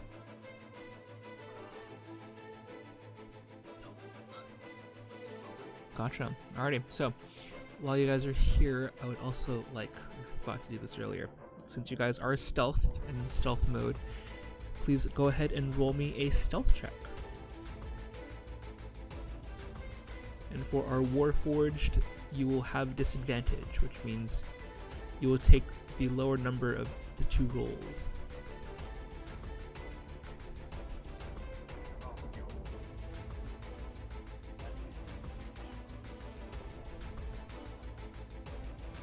So if you are wearing scale mail, that is an armor that does have metal on it.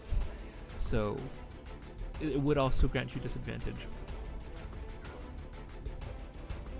We rolled 2 dice. I got 16 on one and on the other, but I got a +6 on stealth. Okay, so that still puts you at... Okay, ooh. Ooh. Oh god damn. Ooh, ooh, ooh. Alright. I know, but we have disadvantage, so we're not taking the big numbers, bro. Alright, so we have 13 from Carver. We've got 16 from Ame. And Zax, that will be a 4. So let me make some rolls and see who notices you. Let me take a look here. I just imagine it's not even like a trip or something. You just forgot that you're wearing the armor. It's just Fully. Okay. There's like coins jingling, and they're like, oh shit. So, with their passive perceptions, no one else notices the two somehow stealthy mechanical automatons. But Zax, as you approach fourth, and you find yourself a good position to sort of lean against the wall and stay there. But the wall sort of gives a bit from the damage, and something drops from your waist pouch, and the scattering of a bag of pecans onto the floor seems to have alerted the most immediate nearby hobgoblin guard and goblin guard. So these two here are immediately Raiyak, Raiyak, sort of just shouting in their goblin language themselves. And I'll say it before the top of the round, they begin to move a bit forward. It's definitely cautious. The goblin here only moves about there, just not wanting to be outside of the protection of the ruins. And I'll say the hobgoblin also draws their sword and literally walks right in between the two of you, not seeing the two, Warforged. So we're back top of the round. Ime, you do hear the pecans. They're somehow loud as hell. It is 1 a.m. That glass is on the ground.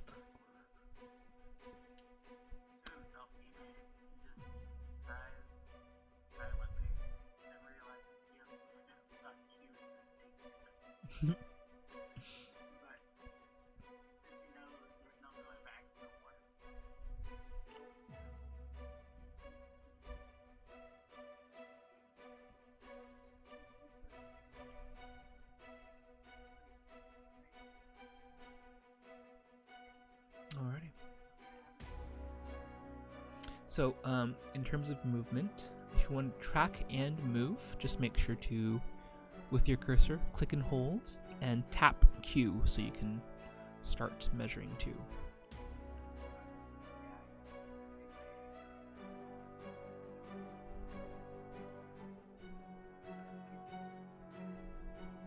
Alrighty, so near the brazier there, okay.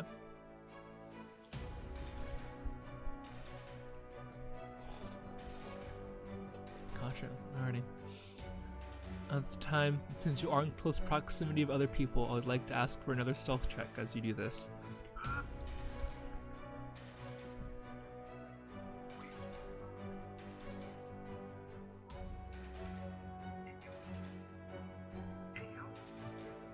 A 10, alrighty. As you sneak behind, you are very careful, and luckily enough, the goblin within seems to be focused and does not pay any attention, but the hobgoblin does notice the shift in the wind and the movement, and sort of wheels around to see nothing behind him. He goes sort of just wildly swinging in front. Who's there? Show yourself! But is unaware of things that are going on.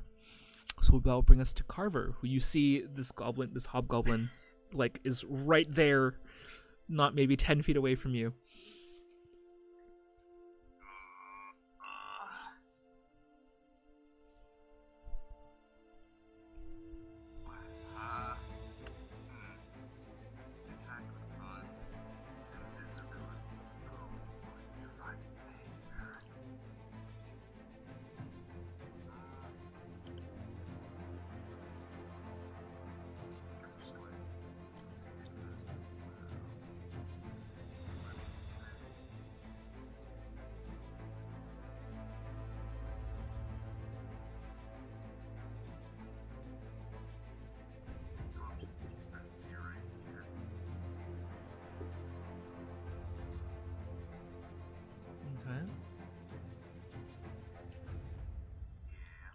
Thinking about sort of creeping in. Yeah. Alrighty. Gotcha. Okay. Alrighty. You are within close proximity of someone, so I will say that will also require a stealth check. Rolling. Oh dear God.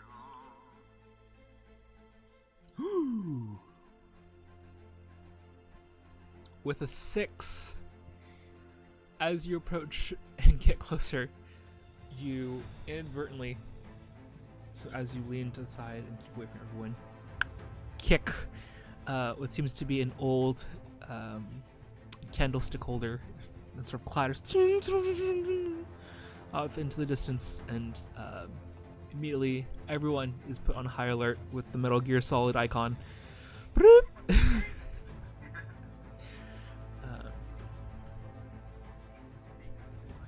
Mm-hmm. I like how so you started off alright, you know, for the most part. The two more portions, and then steadily. It immediately got worse.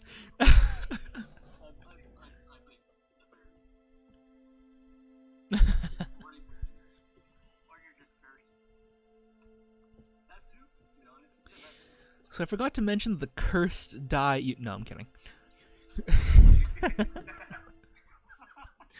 We'll bring it up later. Not yet. Not yet. They were made it all along by the DM. Oh, yes. It's my game all along. You have to come fly here and fight me.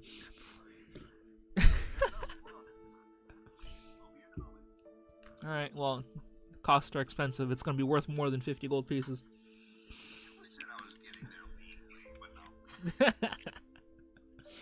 Alrighty. Immediately, everyone is drawn to alert. And even the chanting from what seems to be the sort of spellcaster or goblin in the front, as Ime can see, so begins to stop chanting. And that glow begins to fade just a little bit. And immediately she begins to shout a command. And everyone else drops everything and draws their weapons.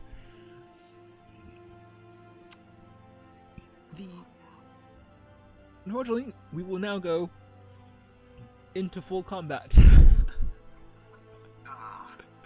As things have been noted, and the command has been sent. So we will go ahead and I'm gonna go ahead and add these here. Let's see. So Dex. Okay, so that's an 11, and then Hobgoblins are a 5. Y'all getting lucky that these people be moving slow as hell. Alright, and then we have the... Okay, alrighty, so she gets to go first. Alright, Hobgoblins are 5, and then Goblins are 11. Okay, so go ahead and range and descending, and I don't need heroic music. I need battle music. Ambient soundscapes my ass. FPS. We'll make this work. Let's do that. Can't go wrong with FPS. Although if there's lyrics, then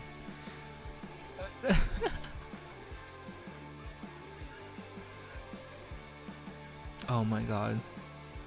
I'll have to figure out how to do that in a second. Because I don't have the... Because I know Discord has channel bots, but I don't know how to do that for OBS. Except by playing music on YouTube.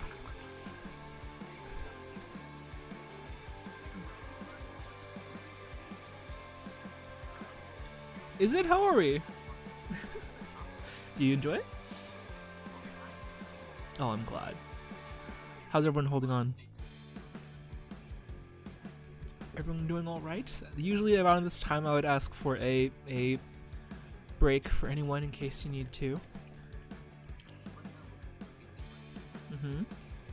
Alrighty. Yeah, of course.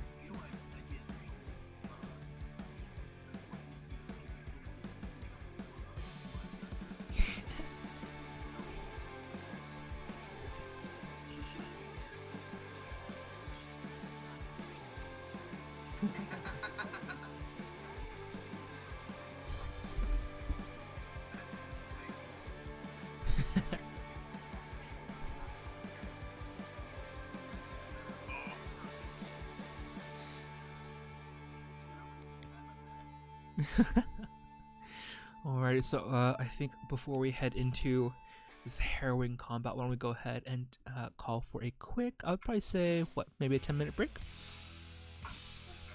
We'll meet 10 past the hour, and until the meantime, I will be here. Hastily prepping things and sheets and monster stats, and reading chat.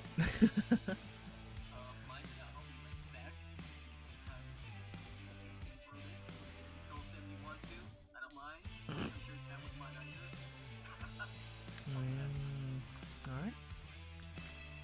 Then we will be right back.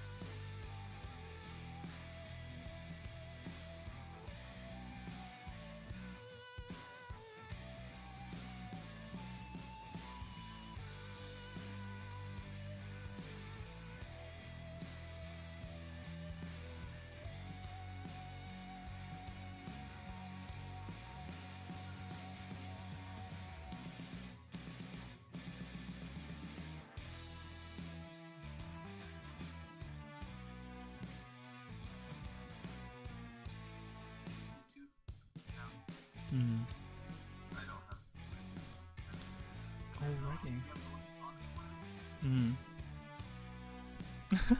Alrighty. Alrighty then. We are back and we are about to get caught up in some hot shit. Maybe, maybe not. As the goblins all immediately stop what they're doing and realize that something is among them. For still being invisible, your your precise locations have not been pinpointed by GPS yet, but they're very heavily aware. They're very heavily aware that something is happening. But with that, we will go ahead and start with top of the round with Ime.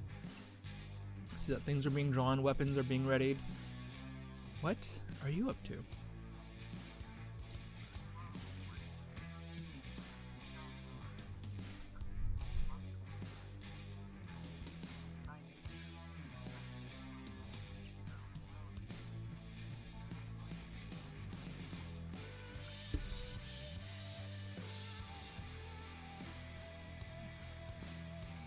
Alrighty.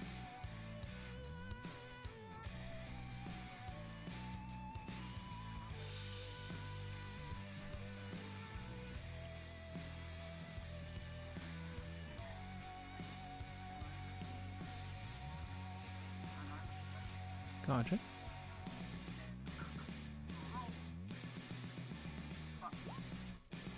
Okay. So that's an 8.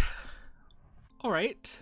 So you go for a strike, you attack forward, and with your hulking large stature, you forget who you're fighting against, and you miscalculate. And your hand crashes into the altar itself, cracking it, and immediately revealing your form next to the startled goblin here.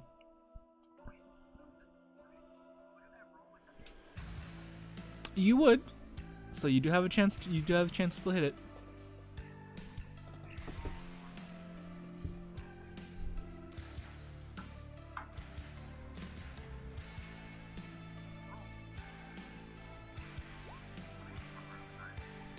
$15 will hit. Go ahead and roll damage.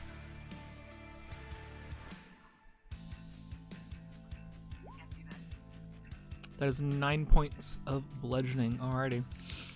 So you take a healthy strike straight to the face, and the goblin in front immediately what is being pummeled by this hit, taking their first bit of damage. Immediately, everyone else notices that someone is actually here, so at least see where Ime is. But that is 9 points of damage down. So I believe that's your first attack, is that right? So alrighty, so anything else for you?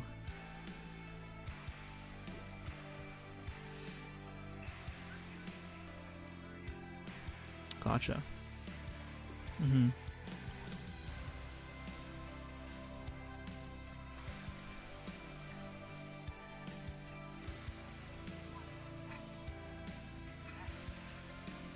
Gotcha.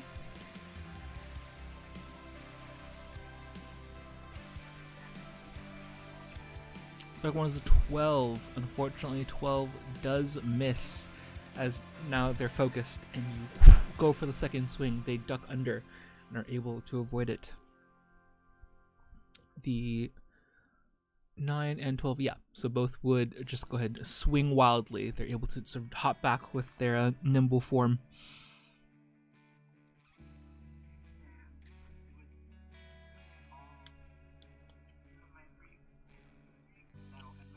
Alrighty, so you stay right up in range, and now it is it is the caster's range and turn. So they're gonna go ahead and let me see. Gotta look at the spells. I don't think they're gonna do one, but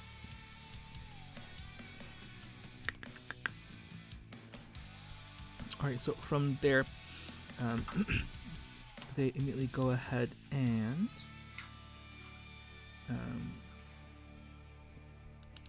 use their action to cast a spell, and you see there's this sort of shimmering mist from behind them, and as it rips open this portal of space, it you can see through Ime, it actually leads towards the front of the temple, where she goes ahead and casts a dimension door and will poof step back and bring her up here instead, sort of trying to avoid any other confrontations.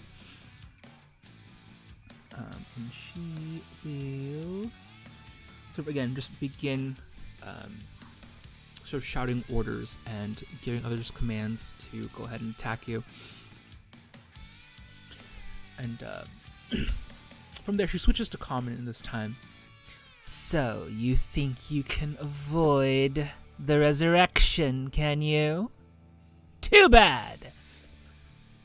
And immediately sort of calls all of her group to come together and attack you.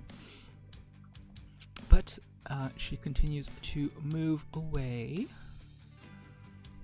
and try to move out of range from everyone, sort of ducking behind a fire pillar. But that will be it for her. Carver, you're up next. Still invisible, and no one else has seen you just yet.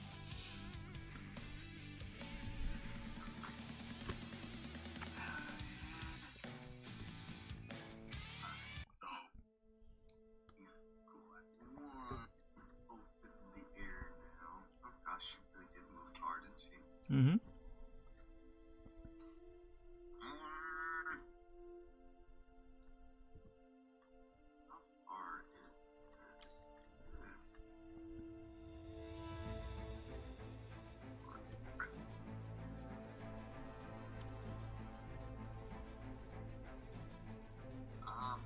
Pop, are you also able to hear the other players? I've been fiddling with controls this entire time with the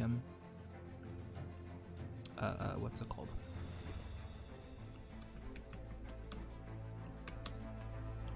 Hopefully you can hear it. Hopefully you can hear them. That's what I'm hoping. Yeah.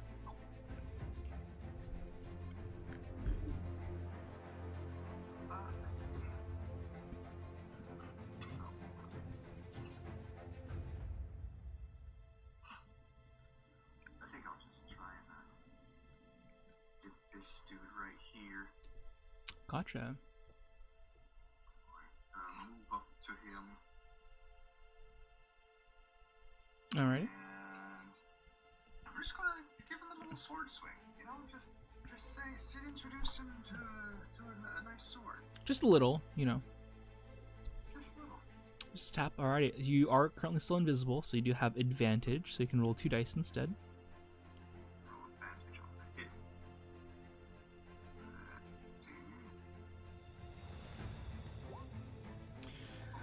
With a dirty 20, that will definitely hit. Go ahead and roll for damage.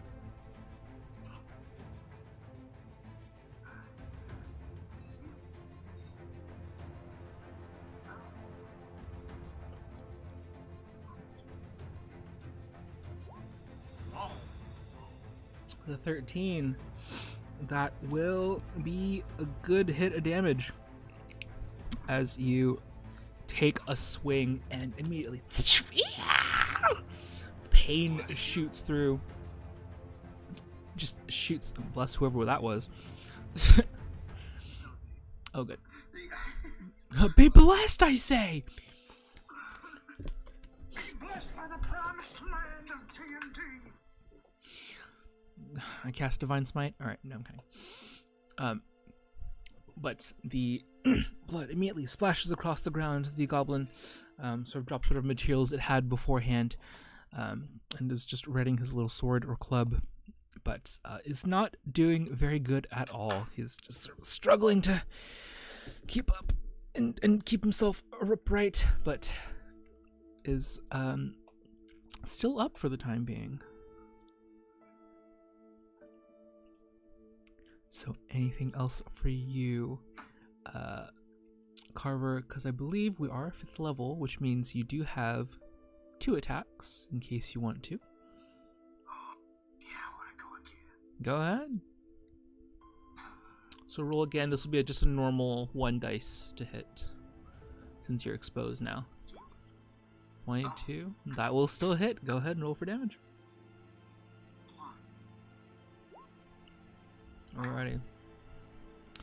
So, are we wielding this one-handed or two-handed? Oh, is that why there's 2 separate damage options? Yeah. So. I That's guess this fine. one will be one-handed strike since I rolled one-handed. Gotcha. Alrighty.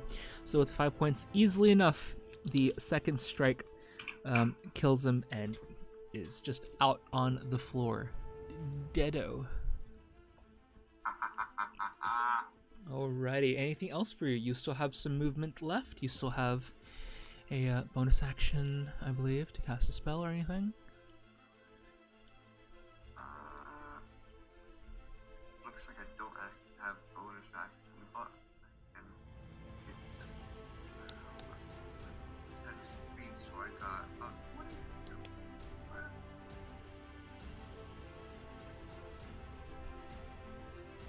Go this way. Alright, sort of heading back. Gotcha. Alrighty. That's it for you. Alrighty, I'll say carve it while you were there. Closer to what is this sort of, what looks to be this sort of cascading stained glass light against the floor. You realize there's no stained glass to project this within this ruins that's maybe only 15, 20 feet high at its highest. There's no windows to actually cast this light. But as you try and look for a direction, and you may notice now, the large pedestal behind you seems to have this large glowing crystal of red. This beautiful rosebud almost looking crystal, and as it glows and shimmers, it also glows, sort of reflecting the light of the moonlight itself. And you swear, Ime, I believe you have a decently good perception, there's some slight cracking within the crystal itself.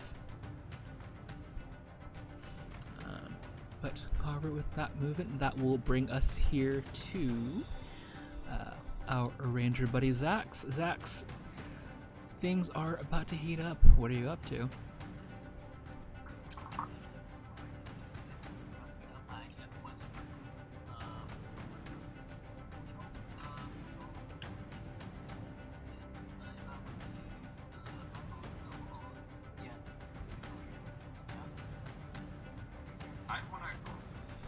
I wanna question that goblin. Yeah, any other goblin I feel is fair game, right? You know?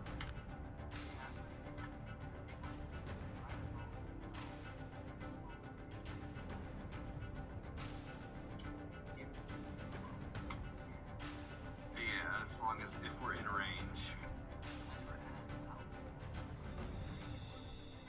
Does the scroll of fireball say? Were you able to find it on the D&D Beyond list of items? It's fine, but I will tell you now. Fireball has a spell range of, I believe, up to 150 feet with a radius of 20 feet circle sphere, and does This is a 7. and does 8d6 fire damage upon impact.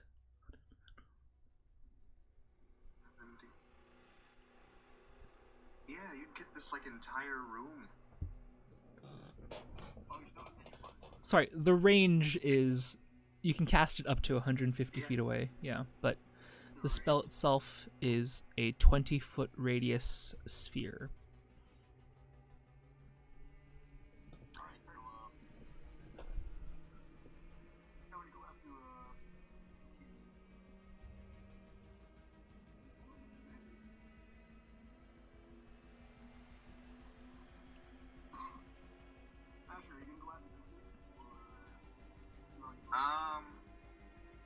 You're still invisible, so if you want to get that advantage on them right now, you can.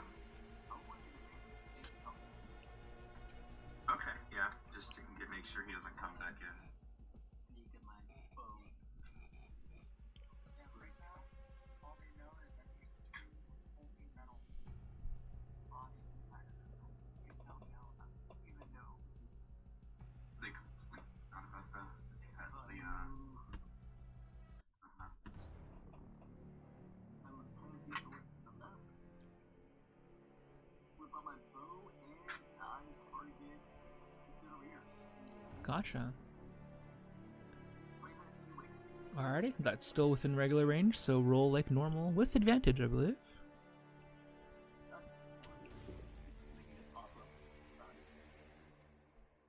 Action combo.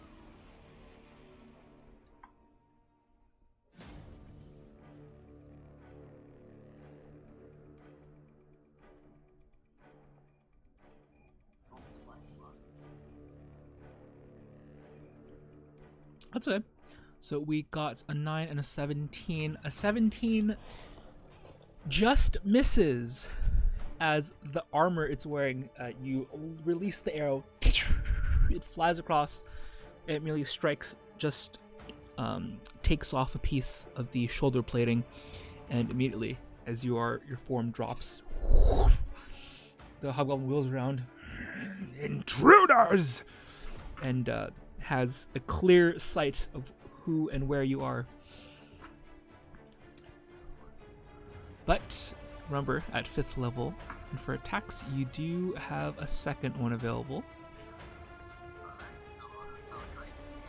Go ahead.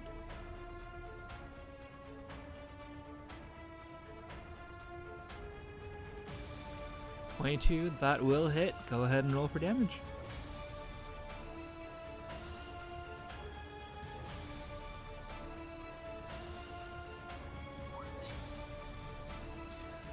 Got it. So that puts us at...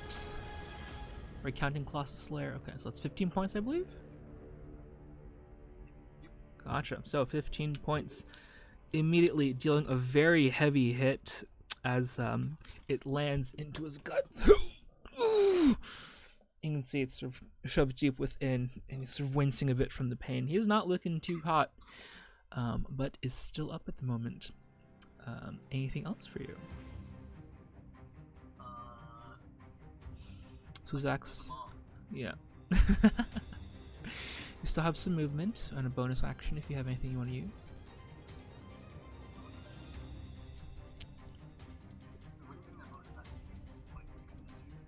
So there are main actions. Anything that lists you need an action is a main action. Your free action, which is your bonus action, is something you can do on the side.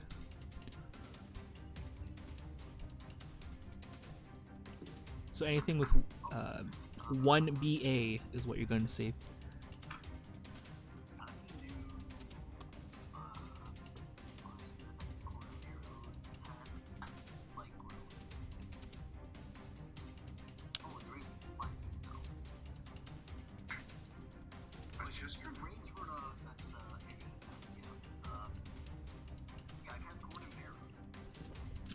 Does it say you need a bonus action in the description?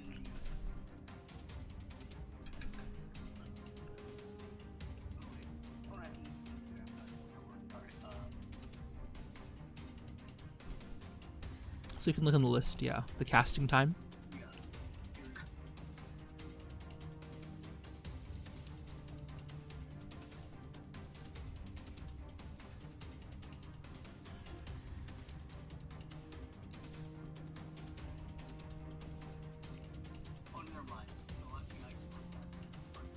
Gotcha. Alrighty. So you go ahead and you sort of cast a sigil and immediately place a mark onto the hobgoblin. Is that right?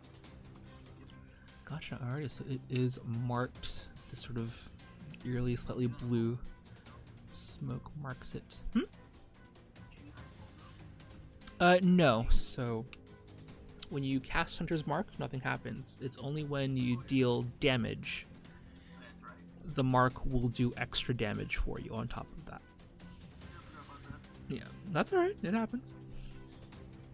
And if the target dies before the spell ends, on your next turn, you can spend that bonus action to mark someone else. So, just so you're aware. Alrighty, but in terms of movement, you're gonna stay there for now? Oh, yeah. Gotcha. Alrighty, then we bring this to the hobgoblins. No, regular goblins' turns. One of them's out, but one will go ahead and approach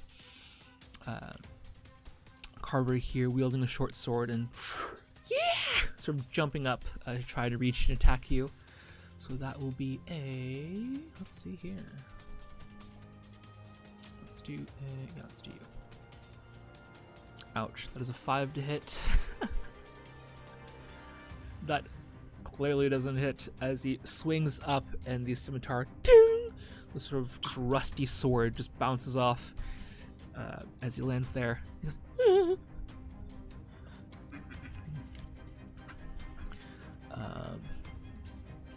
he will then go ahead and let's see what else he can do here. So, as a bonus action, he will go ahead and disengage to try and move away from you without provoking any additional attacks. So both use there. So that was 15, 25. Yep. So he takes his chance to sort of quickly move away before you realize that he's able to escape. And the other goblin's dead. What a strange breeze. But the one down here realizes things are in danger and will try to use a bow to attack you. So that is a 9 to hit. Nothing. So these goblins immediately are just trying to pelt you, Carver, but ding, ding, ding, all of the effects and just nothing's piercing through.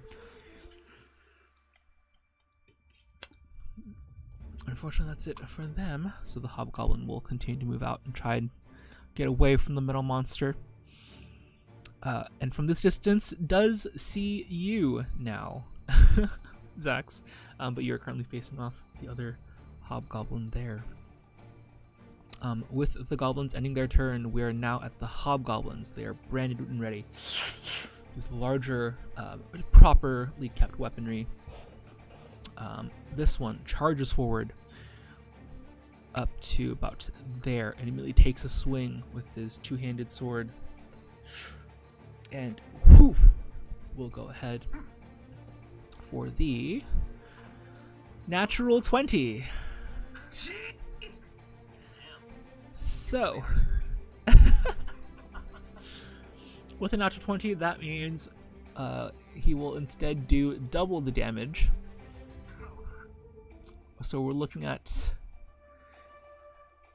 15, 16 points of damage immediately to you, Zax, as he cuts across, trying to prevent any further attacks from your arrows, and deals a pretty good cut across the shoulder and through the chest.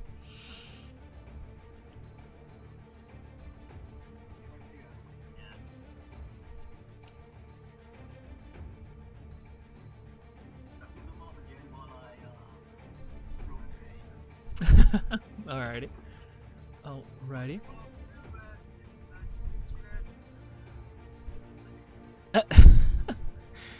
He just sort of snarls in response. It's just like not even trying to listen. It's just there to kill. The other hobgoblin, seeing in this case, you, Ame, being so close to the crystal, will go ahead and move up, trying to get closer. About there. Well, you're too far anyways. Probably is going to go this way and dash. So he'll spend his action to do extra movement and try and make his way up to you to try and go ahead and protect whatever it is they're doing. Sword is ready, but nothing else for now. But that means they'll bring us back to the top of a round, Ime, and again, you hear more of that. Not yet, no. You have about 5 feet of distance away from that. So you'd have to move around to get up there.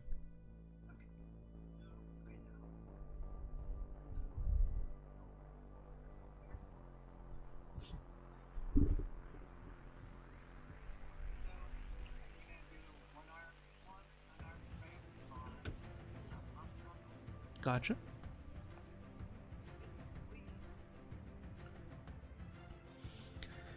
$14. That is a miss. As you try and do a sucker punch and keep him distracted, you clamber against the armor, but it's pretty tight.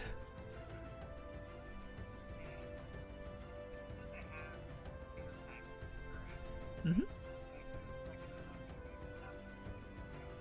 Yes, yeah, you have 2 before you use your bonus action for any of that. Okay, let's go ahead and make an attack roll for that.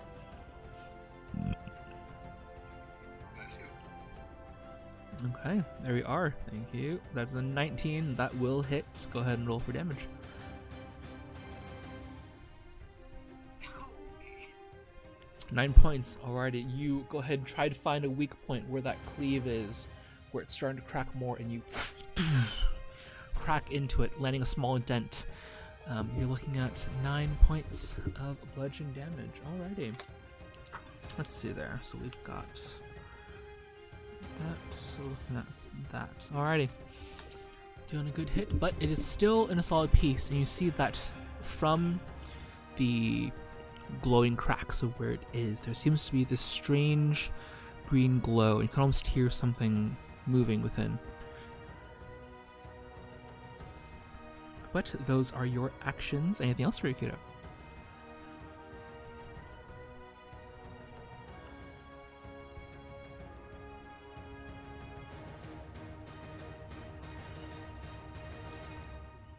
What was that? I heard a phone jingle. Oh, that wasn't me. Yeah, I'm just keep looking for Curry. Gotcha. Okay, go ahead. Roll. 14, another miss. As the armor just continues to take your hits. Go ahead. I believe you have one more. Go ahead.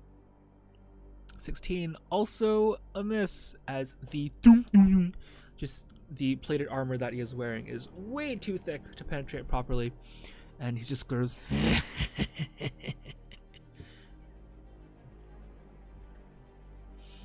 He just stares menacingly. But anything else for you? Gotcha. Alrighty. That will bring us to our caster friend, who at the moment sees Carver nearby and not happy about it. So we'll go ahead, and you can sort of hear from the distance this sort of casting is beginning to happen. Go ahead for me, and Carver, please make a wisdom saving throw.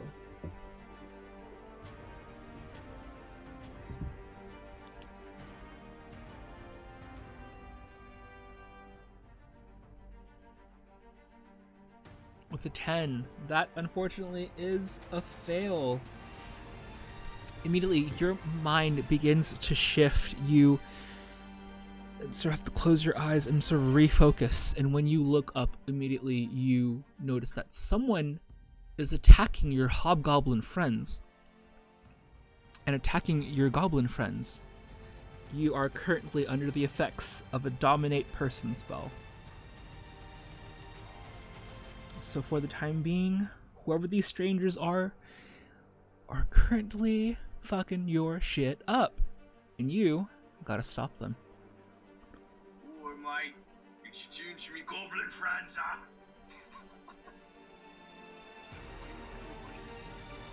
Does it sound Australian? Yes. Sounds more goblin than me. Alrighty. Actually does sound funny on Alrighty. Thankfully. Oh, you're... Yeah, immediately.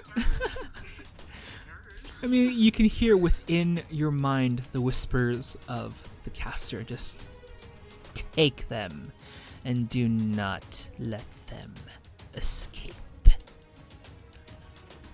But that will immediately bring us to you, Carver. And you are aware of Zax, who should be outside somewhere.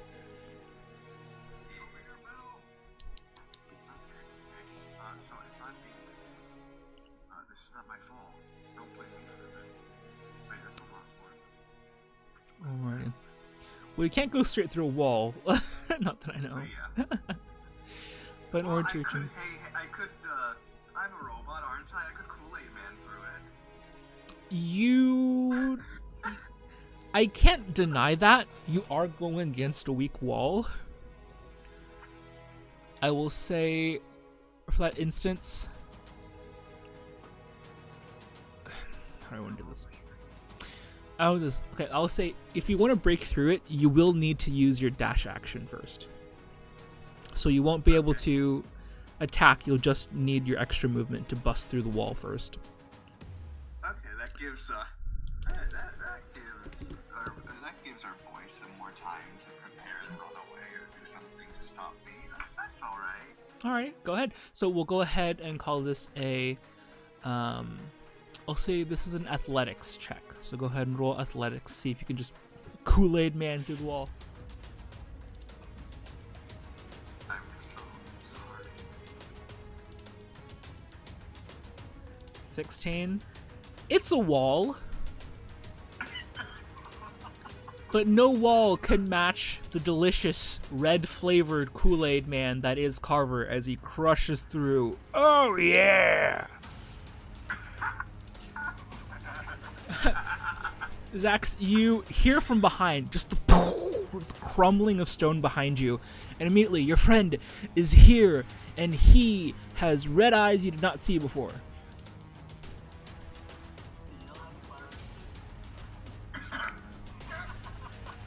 And at the moment, that will leave you with, so movement and action are used. If you have a bonus action, you're still able to use that. Gotcha. No worries. Then that will bring us back to Zax. Something don't seem a little too right about things going on right now. Oh yeah.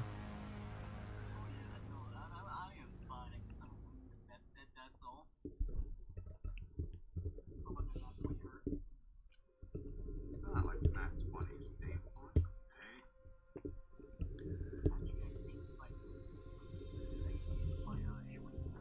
Alrighty. So using your free action will say you can go ahead, sort of drop, and grab out your short sword real quick.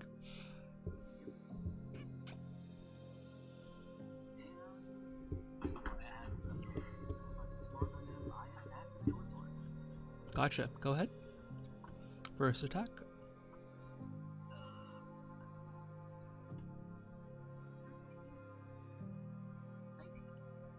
19. That will hit. Go ahead and roll for damage.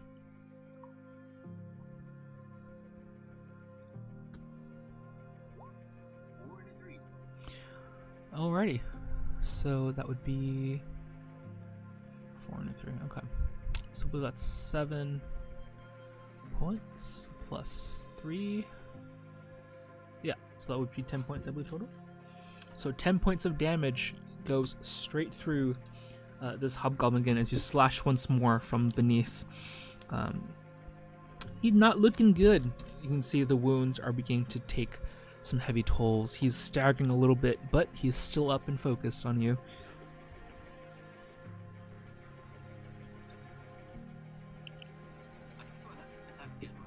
You have 2 attacks? Oh, don't forget your hunter's mark. Which, when you land a hit, you can roll an extra 1d6. Alrighty, that is just enough.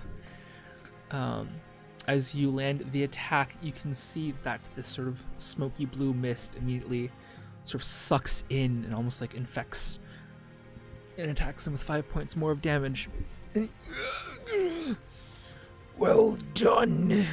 And he sort of crashes onto the ground and is out. Alrighty.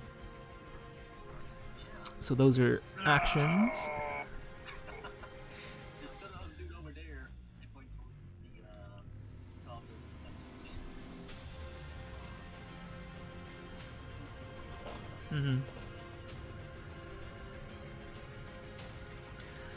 Alrighty, so you point and you see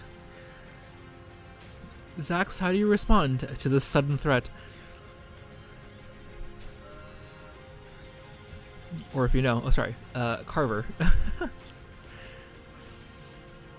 Carver, the OEM man, just crashes through, and all their red, delicious Kool-Aid is spilled on the floor. Yeah, he's just sort of signaling to your other goblin friend.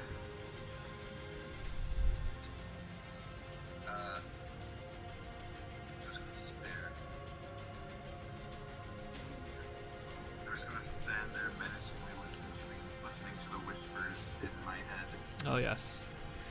Alrighty, as they call.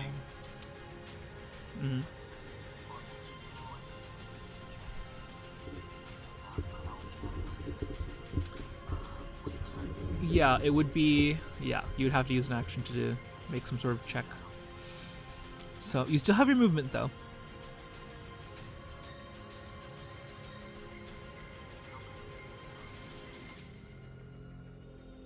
I assume your full movement. Yeah, you haven't moved since your last turn, so you have your full 30.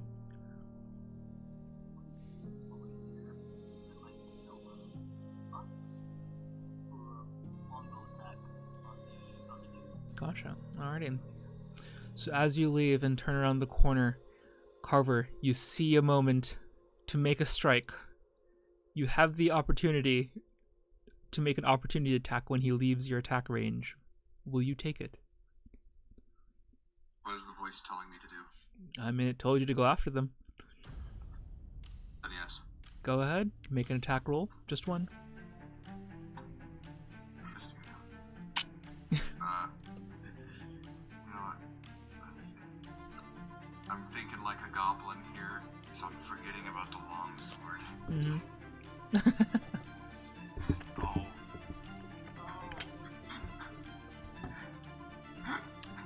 Does a 21 hit your AC, Zax?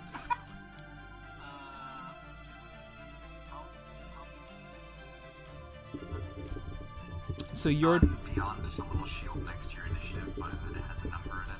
yeah. Okay, so that will hit. Go ahead and you're doing unarmed strike. Yeah. So 4 points of bludgeoning damage immediately. You feel a crack against the back of your head as you're running away. You still make it away, but that definitely hurt and was very unwarranted.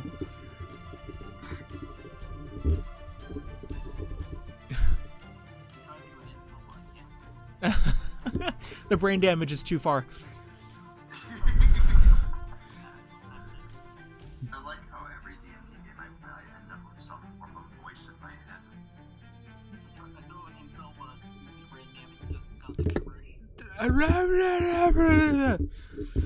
Crazy day. Just starts speaking in Goblin. Yep.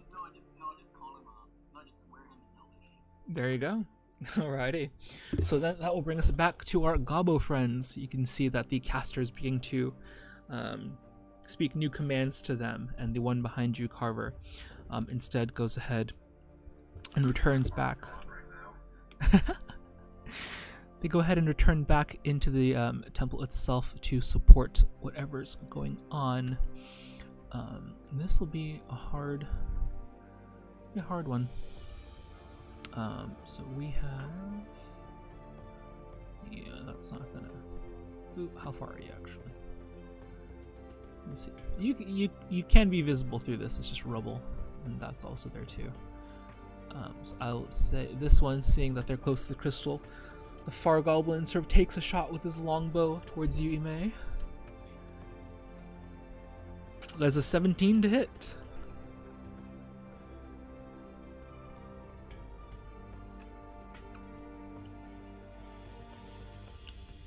Alright, so does that beat the armor class? Yeah. Gotcha. So usually your dexterity or your defense for monks is calculated by 10 plus your dexterity plus your proficiency. So okay, so if it meets it, it beats it. So that is still going to be some damage coming your way. if it'll roll. Let me see. So that is a 1d something. There we are. Alrighty, so that is 7 points of damage into part of the chassis as it sort of nicks through and is stuck between one of the shoulder blades there. The other goblin also sort of repositions themselves. And we'll see where he's going. Again, sort of coming to the defense of the crystal itself. Takes another shot at you, May. That is a 9, so that will miss. And with this angle, it sort of pounces away against the metal body. But unfortunately, that is it for them. Which now brings us to the hobgoblins. The hobgoblin commander in front, taking his longsword and with a two-handed strike, would try and defend the crystal against May. So let's see here. Oh, that is a 4. Lucky, lucky. So as he tries to swipe through, he's unable to land a proper hit as it sort of dulls and cuts across the body with no damage to May. But that will be it for them. At the top of the round, you can hear once more, May, that crystal is beginning to crack more and more. You can now start seeing this sort of small vines are beginning to creep out from the crystal itself. But now it is your turn, May.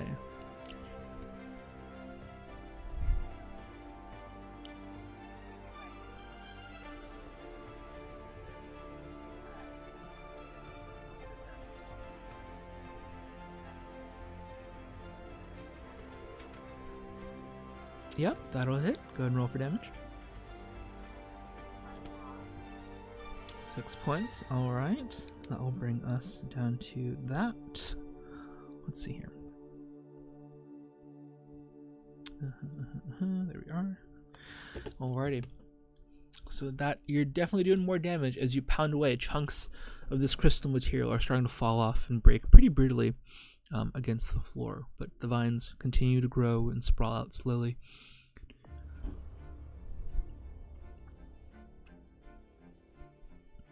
Alrighty, so that's 1 hit down. You have another one if you'd like to use it. Gotcha, another 13. That will also hit. Go ahead and roll for damage.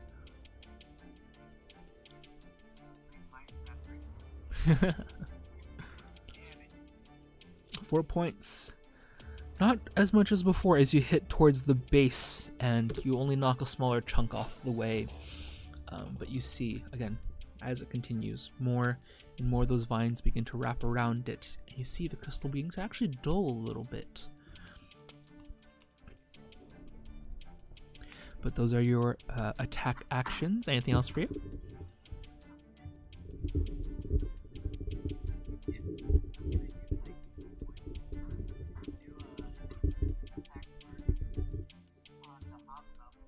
Gotcha.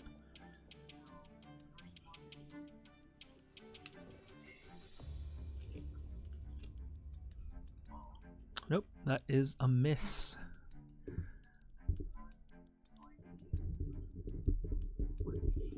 Also a miss, as the hobgoblin armor is really well kept and is pounding away, but none of them are denting through the armor itself.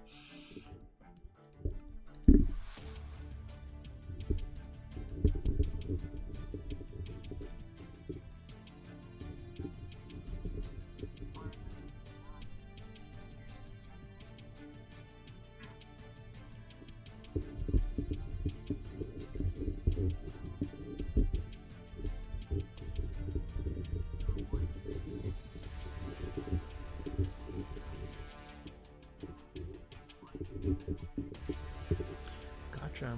Alrighty.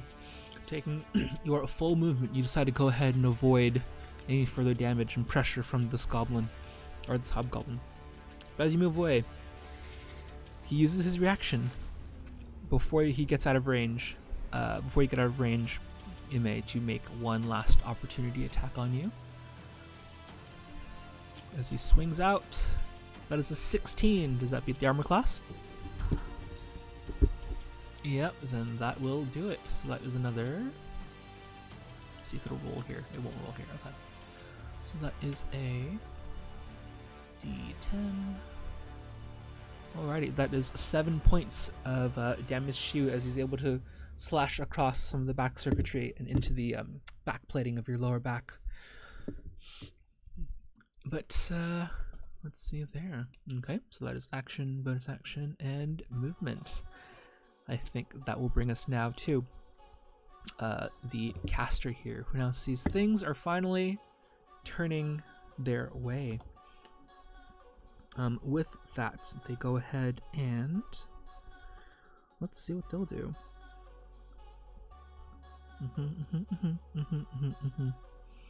Okay. They themselves will go ahead and move up, sort of keeping to the braziers and hiding wherever they can. And this one, you can see the chanting between the caster's fingers and this sort of purplish green sparks begin to dance around her flames, or her hands, as she throws out and casts an eldritch blast at you, this bolt of energy. So in May, that will be a... Let's just do 20 plus that. Alright, rolling the dice. The 10 plus... Okay, so that is only a 13 to hit. So with that, it breezes past you, just barely missing, and sort of smashing and breaking pieces off of the brazier right next to you. But that is it for her. At the moment, that will bring you, Carver, back to the top here, or next in line. You see that Zax is running away, and probably off to kill more of your goblin friends. I mean, that's a no-no. That's a big no-no. So what are you up to?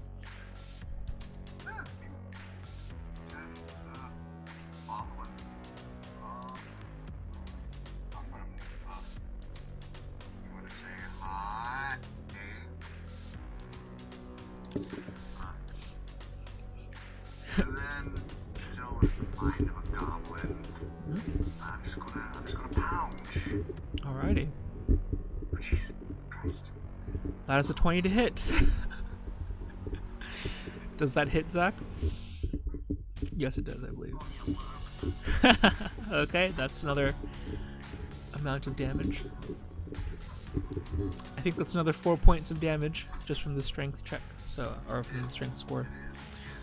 So. And I don't know what you mean trying. It's not me, okay? Goblin Master said do, I do. Alrighty. So that's another 4 points to use Zax, but you still have another attack action.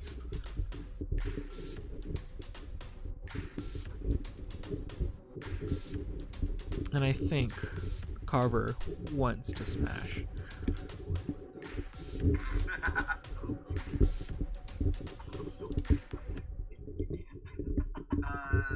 That's about it for my turn, because I don't have the bonus action. No, but you did take your attack action. Yeah.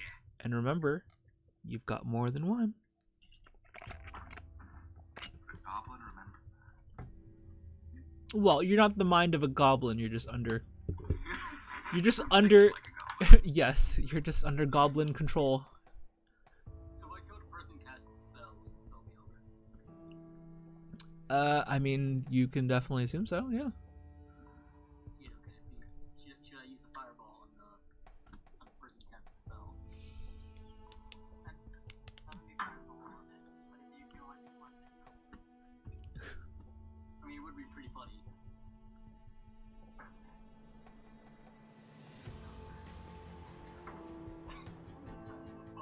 Alrighty. It's wizard time.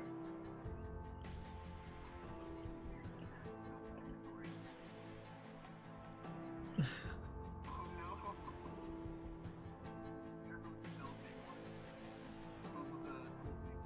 I believe it is Scroll of Fireball. I apologize to everyone. Oh, Yeah. I didn't mean to roll that. I'm trying to get my mouse to work. It disconnects every now and then. Well, that's still a miss, so alright. I'm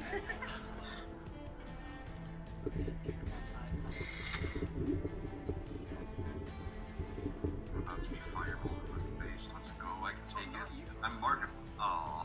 I'm Markiplier. I can take it. I can handle it.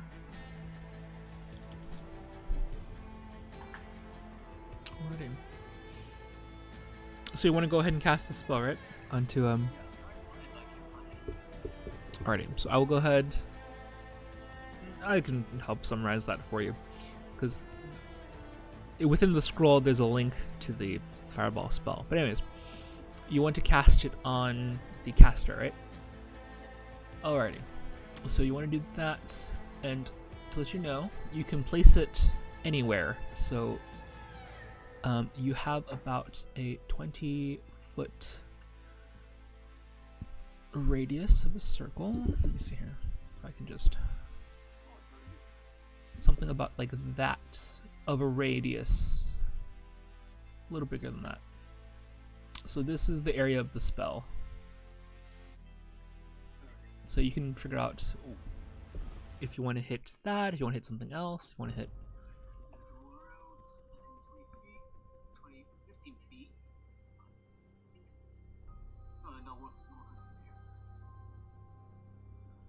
Alrighty, so you want to go ahead and place it Right here. like this on the goblins, Gotcha. Alrighty, so that will require me to do some dex saves.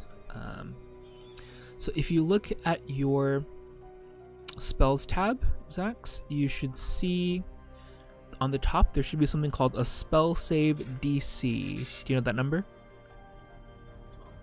Got it. Okay, so they need to beat a 12 or higher on this dexterity save, or they will take full damage or half damage. Let's see. So first one is Hobgoblin. Success. Goblin. Fail. And this one will... Let's see here. What are your saves? This is a...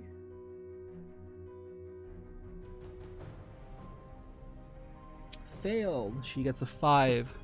So everybody except the Hobgoblin takes the full 8d6 fire damage.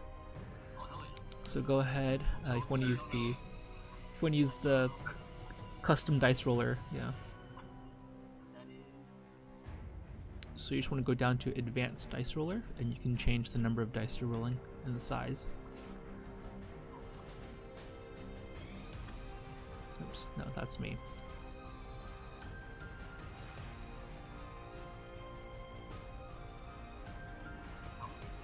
So 8 d6s.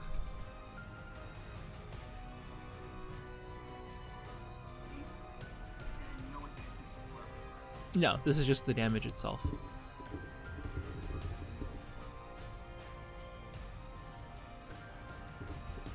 Alright, 22 points. So that will be 22 full points to the goblin. The one in the middle immediately is burned. The which one? 1, 2, 3, 4, 5, 6. Yes, you have 2 more. 8d6, yeah. That's alright. So that will be 25, 27 total. Alrighty, yep. First one immediately vaporized. the immediate smell and the flash of this red fireball erupts in this sphere and engulfs everyone else. The spellcaster takes the full force as well, so that will bring us down to that. Okay. 50, and then it's 20 something. Alrighty.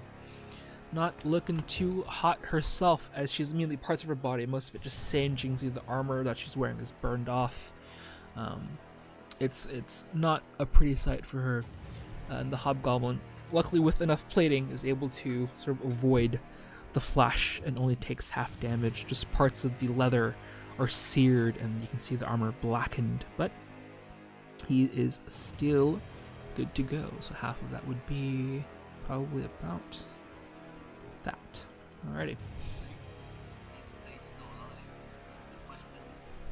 Yep, so this one is out of here. Alrighty. And then we still have... So that was your action to use the scroll and the spell. You still have your movement and your bonus action.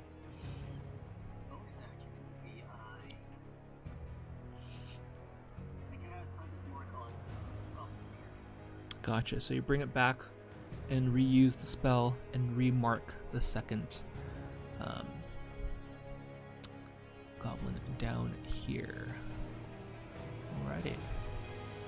So that will be it for that. Gonna move around?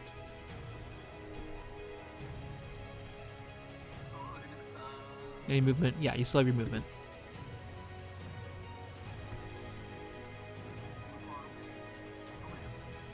Got it.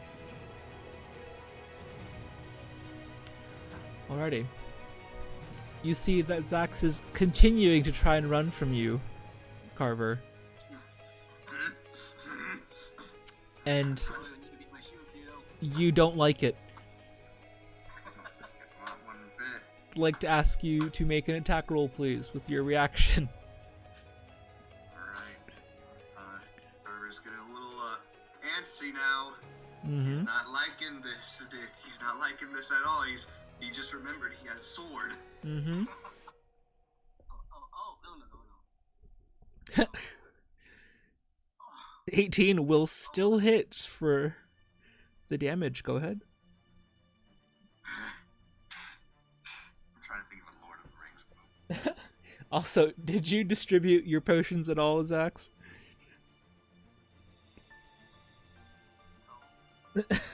Okay, great. Just wondering.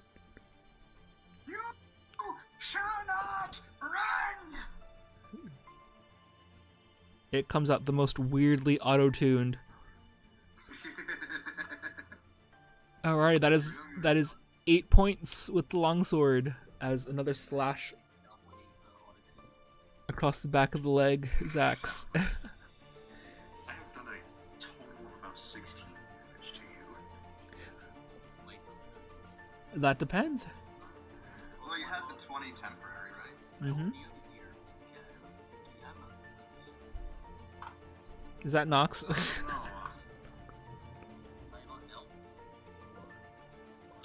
Well, remember, with temporary hit points, the temporary hit points are used up first before your actual damage. So you should still have like 4 temp hit points, I think. Well, you did take that hit from the hobgoblin too. Oh, right. That was like 6, so... That was... No, that was a... What was that? It's up there. It was something. It's up there. Oh, there it is. That's 15 points you already took from the hobgoblin. It was 15 to everyone. No. Just the hobgoblin attacked Zax with the sword earlier. So that's 15 plus the total of 16 here. So that puts that 31 points total you've taken so far. 31. Okay, alright. So still doing good, from what it sounds like. But, alrighty. Not for long, fleshy. But that will bring Flayed us... ones from Warhammer. Oh yes. But that will bring us to the regular goblins here, who are going to take another pot shot at May. Let's see here. That is another 8. No go, as that's just another bounce off to the side and nearly hits Zax too. But seeing that his weapons are ineffective, he'll go ahead and return from behind somewhere here to go ahead and use his bonus action to hide and try and avoid you. But him being the only hobgoblin or goblin left, we have the hobgoblins. The one left up top is going to stay there and defend the crystal. But it will go ahead and swap out, sort of quick swap for a longbow and take a shot there at, let's see, probably going to be at, let me roll, let me flip a coin here, let me see, who do I feel deserves the hit more? Personally, I think the hobgoblin is not hit first. You know, the one that's already tattered up, pretty bloody from fire. You know, right, probably.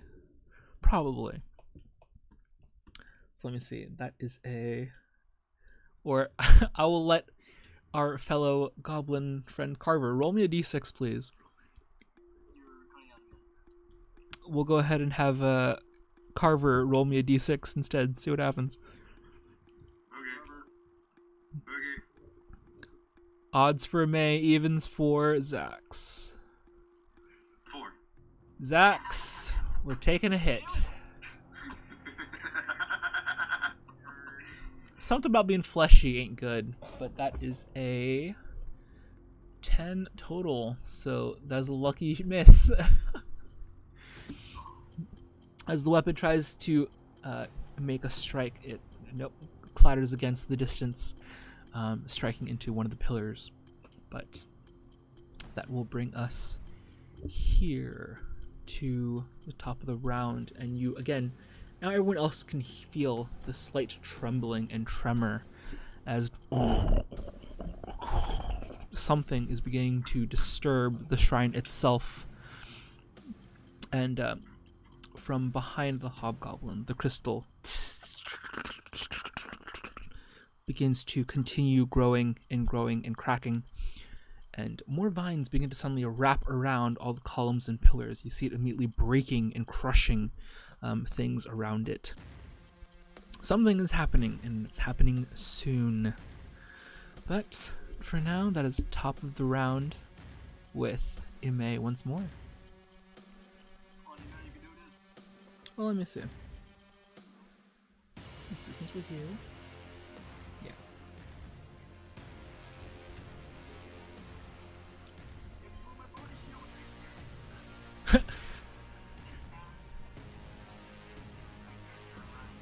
Mm-hmm. Stop being useless and aim for the rock.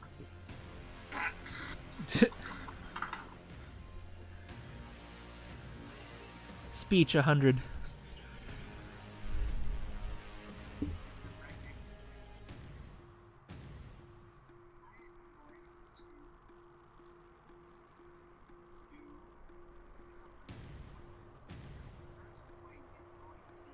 Alrighty. Yep, that'll hit.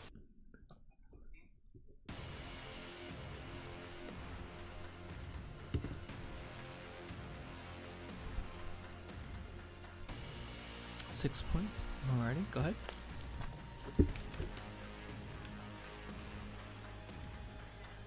Yep. Alright, so that's another 9. Let's see here. So that will put us to that. Alrighty. She's not looking great as these several hits already hit her severely damaged and burned body. She's just yelping for help. You won't get away with this. We are near its completion. She will go ahead and make some concentration checks to see if her spell remains. Let's see here, 18. The spell continues to hold on Carver. for the time being, but still up, and she's not looking good.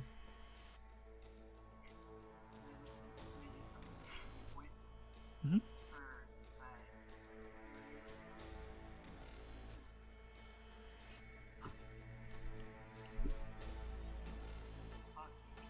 That is a no.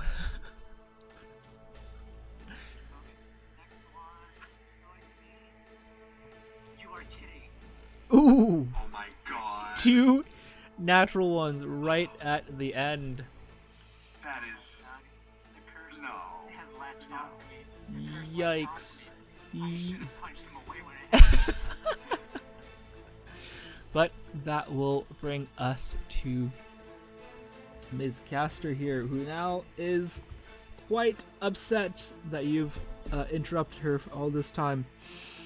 She will go ahead and instead what's she gonna use here? Is she gonna use anything? Nah. Alrighty. Gotcha. No worries. I mean, we'll see. Maybe we can clinch it here. Hopefully. She will then go ahead and make her move by tapping on herself with her one good hand. You can see a similar pink energy, and from right in front of you, she fades into invisible form as she becomes invisible. Out of detection from MA. Oh, oops. So, she goes ahead and casts invisibility upon herself, and immediately you are like focusing on her MA, and the goblin form just vanishes right in front of you, and she begins to move. But I'll give you a chance here, and if you, as she moves away, you can still take your opportunity attack, but you'll be at disadvantage since you can't see where she is.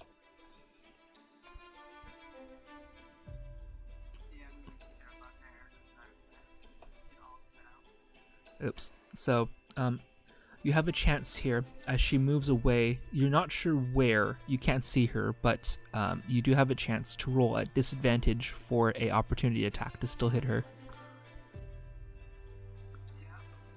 Go ahead.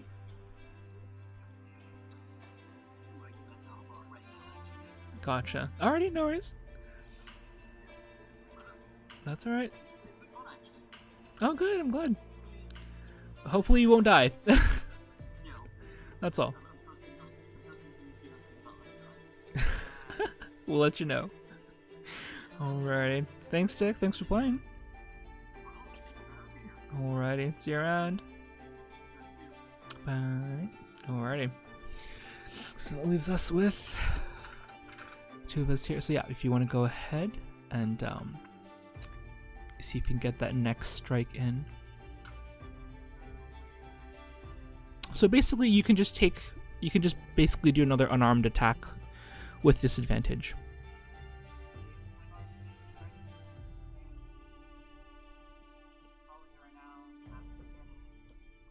I believe. No. A no, as you swing wildly and try to aim for where you think she was going to go ahead and run, but nope, your hand meets nothing and she is out of the way. But that'll bring us to Carver, who at the moment you suddenly don't hear anything as the voice in your head is finally freed. Where am I? Why am I covered in dust? And you realize that your friends are still fighting, and you did punch Zax quite a lot earlier. This one is still alive, right? Yes, that one is still up and about. Alright, we're gonna go murder him. Alrighty. Because I don't like people, and vengeance is better served with cold steel. Gotcha.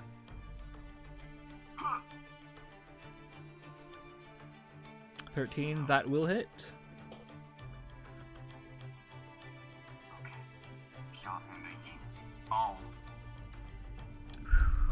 That is a good, nice showing. These immediately you can see that he's sort of hiding behind. The brazier, but as you go ahead and make the strike, you cleave from behind and leave him severely wounded. He's still up though. I hate stupid reactive. He's still up with only about 2 points left. He's not looking too good. He's on his last legs, just sort of taken by surprise. But is still up.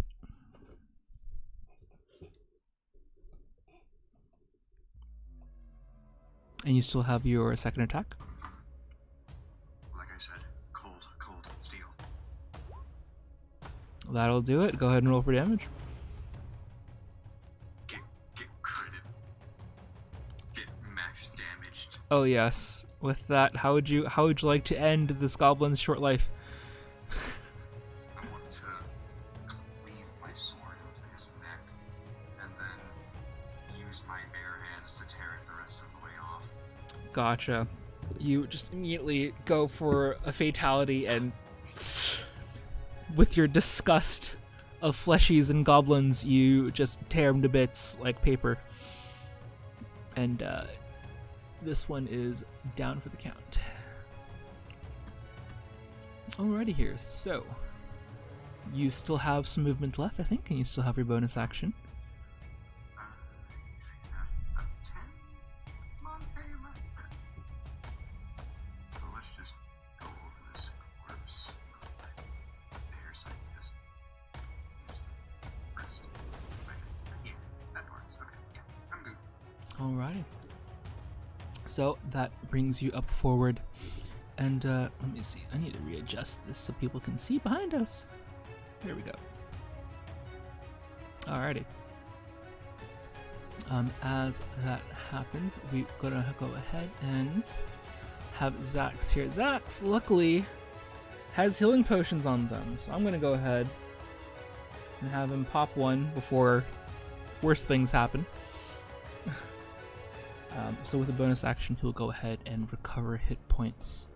So that will be, let's see here. 2. Alrighty, so it's 5, 6, 7 hit points back to him. Where I remember I have his hit points here, so he's good to go. But Zax is not happy of how things are happening, so I'm gonna go ahead and have him take 2 shots at the hobgoblin up here, who seems to be readily defending the crystal for whatever reason.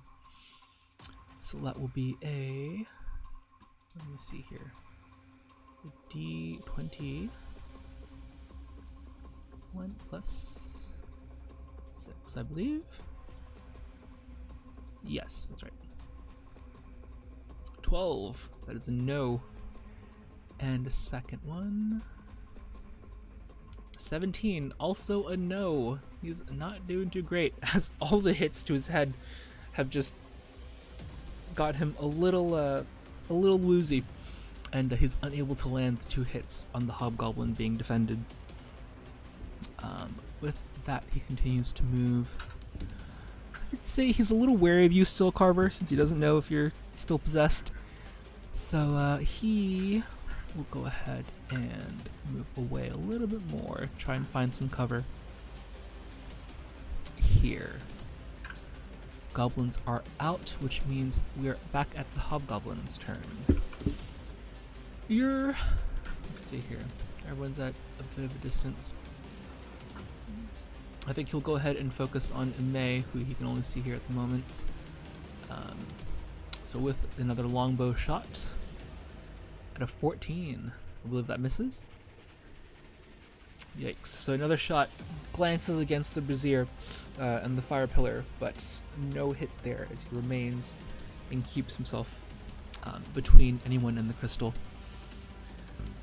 And back at the top of the round, more of these vines continue to wrap and grow and almost begin. You can hear the crushing of the temple pillars. The pillars are beginning to break and you see that fire is starting to spread from some of the vines, but who knows what's going to happen, which will bring us back to Amay.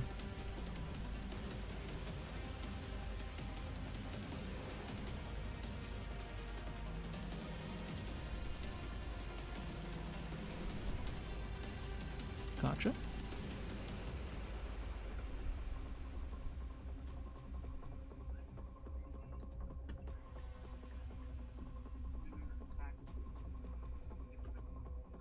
Got it. Alrighty. Yep, that'll hit.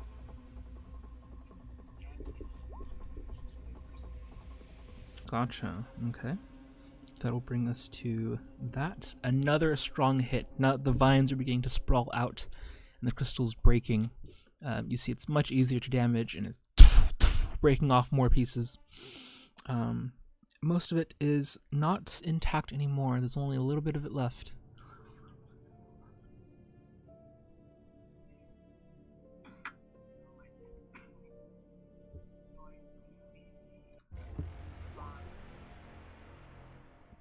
A no. As you continue to attack forth, the big crystals there is beginning to be surrounded by more plants. It's getting harder to reach through. But that is your main action.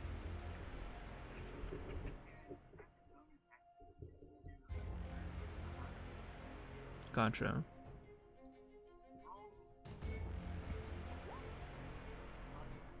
Nope.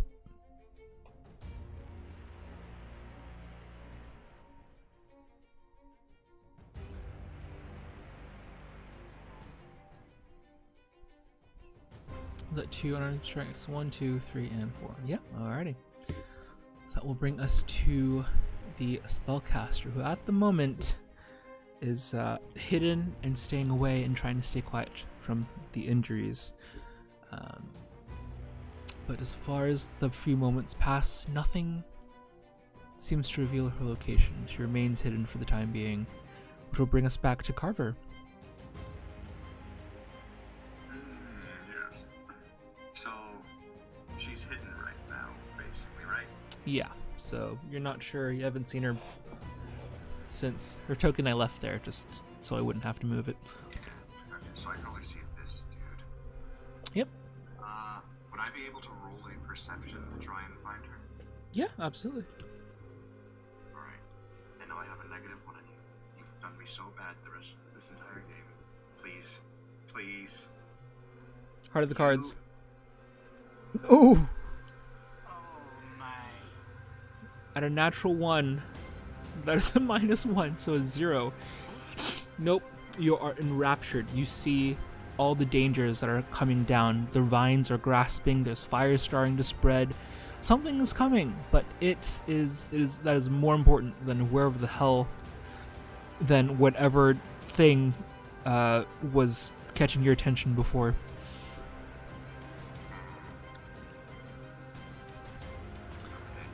So that is your action to use the skill.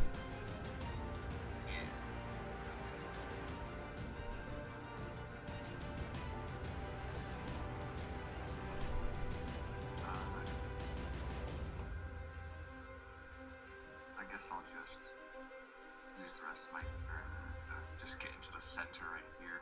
Get a nice, not near something wall that I can be backed against this position.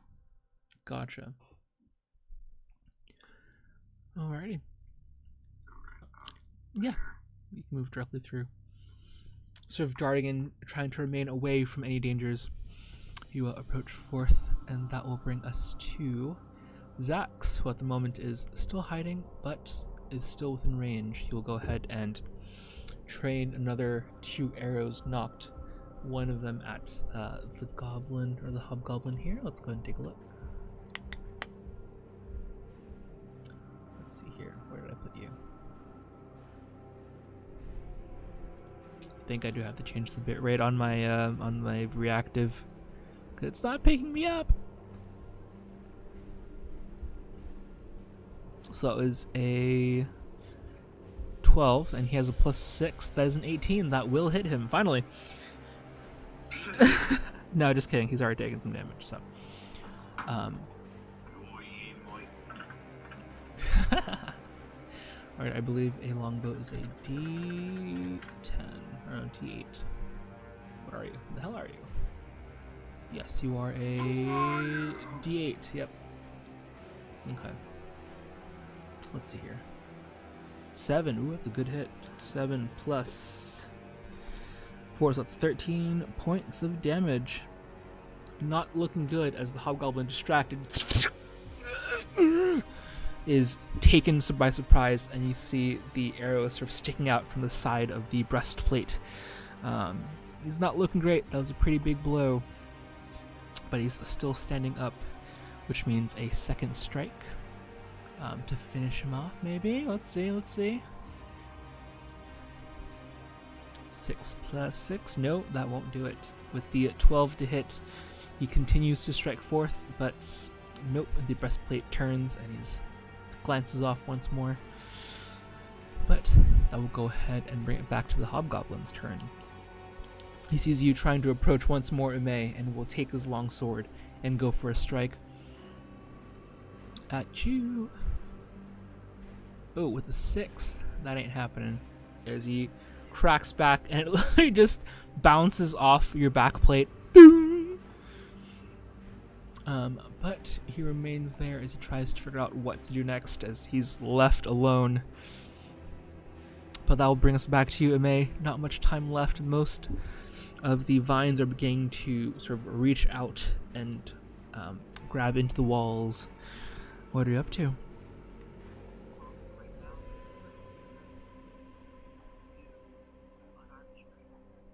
Gotcha. Yeah, that'll definitely hit. Roll for damage.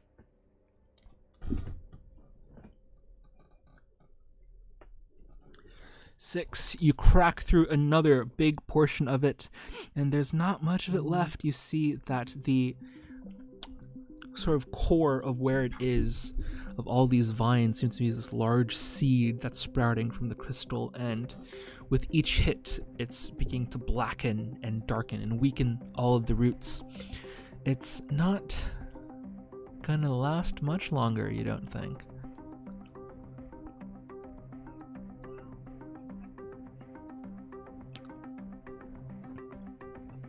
$15, that'll hit.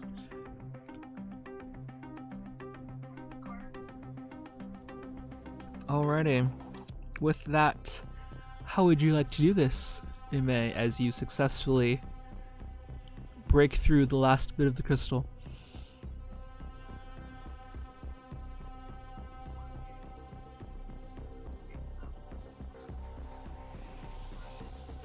Gotcha. You go ahead and with a final strike, sort of dig through all the core of the roots and rip out what seems to be this like large crystalline seed, and you can almost hear this strange wailing from it that comes off as you pull it away from the roots. And immediately around you, the vines begin to crackle and wither and crumble into dust. And luckily the temple is still intact as all the vines begin to sort of blight away and darken. The hobgoblin, seeing that things have failed, is going to, I mean, he's upset about it, but he's not no caster, so he don't know what the hell he's doing. And in this case, you've successfully routed whatever was being cast. You can hear now from the distance, away from the temple. Curse you! Curse all of you! I'll come back for it one day, I promise.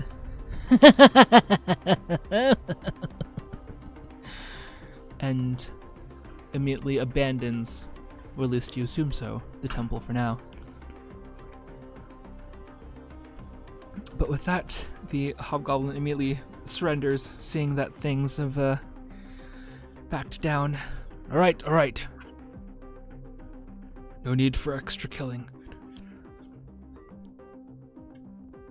And with that, we will go ahead and end our session there.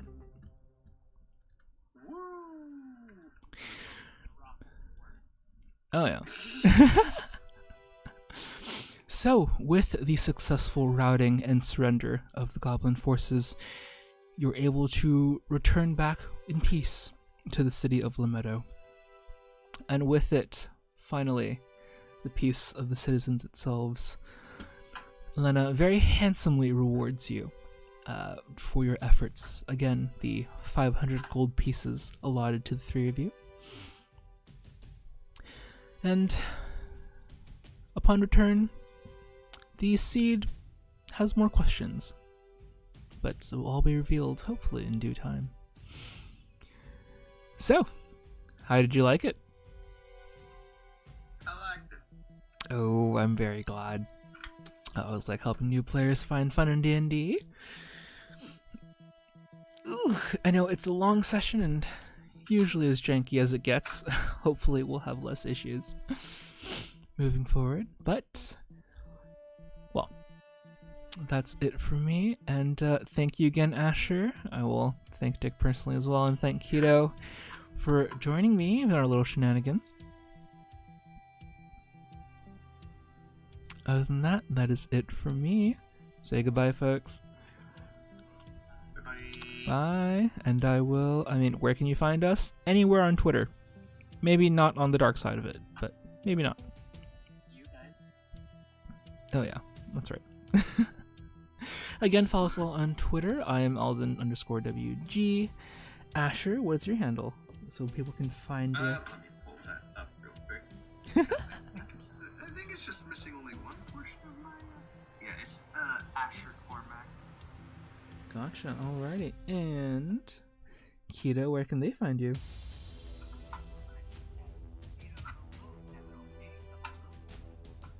Got it. Alrighty, and Dick will go ahead. Well, he already introduced ahead of time. He has a sponsorship. He's good. We've done enough blasting for him, but alrighty. He's rich. Oh yeah. No, for anyone who doesn't know, he can buy Asher all the 1 chips that he wants.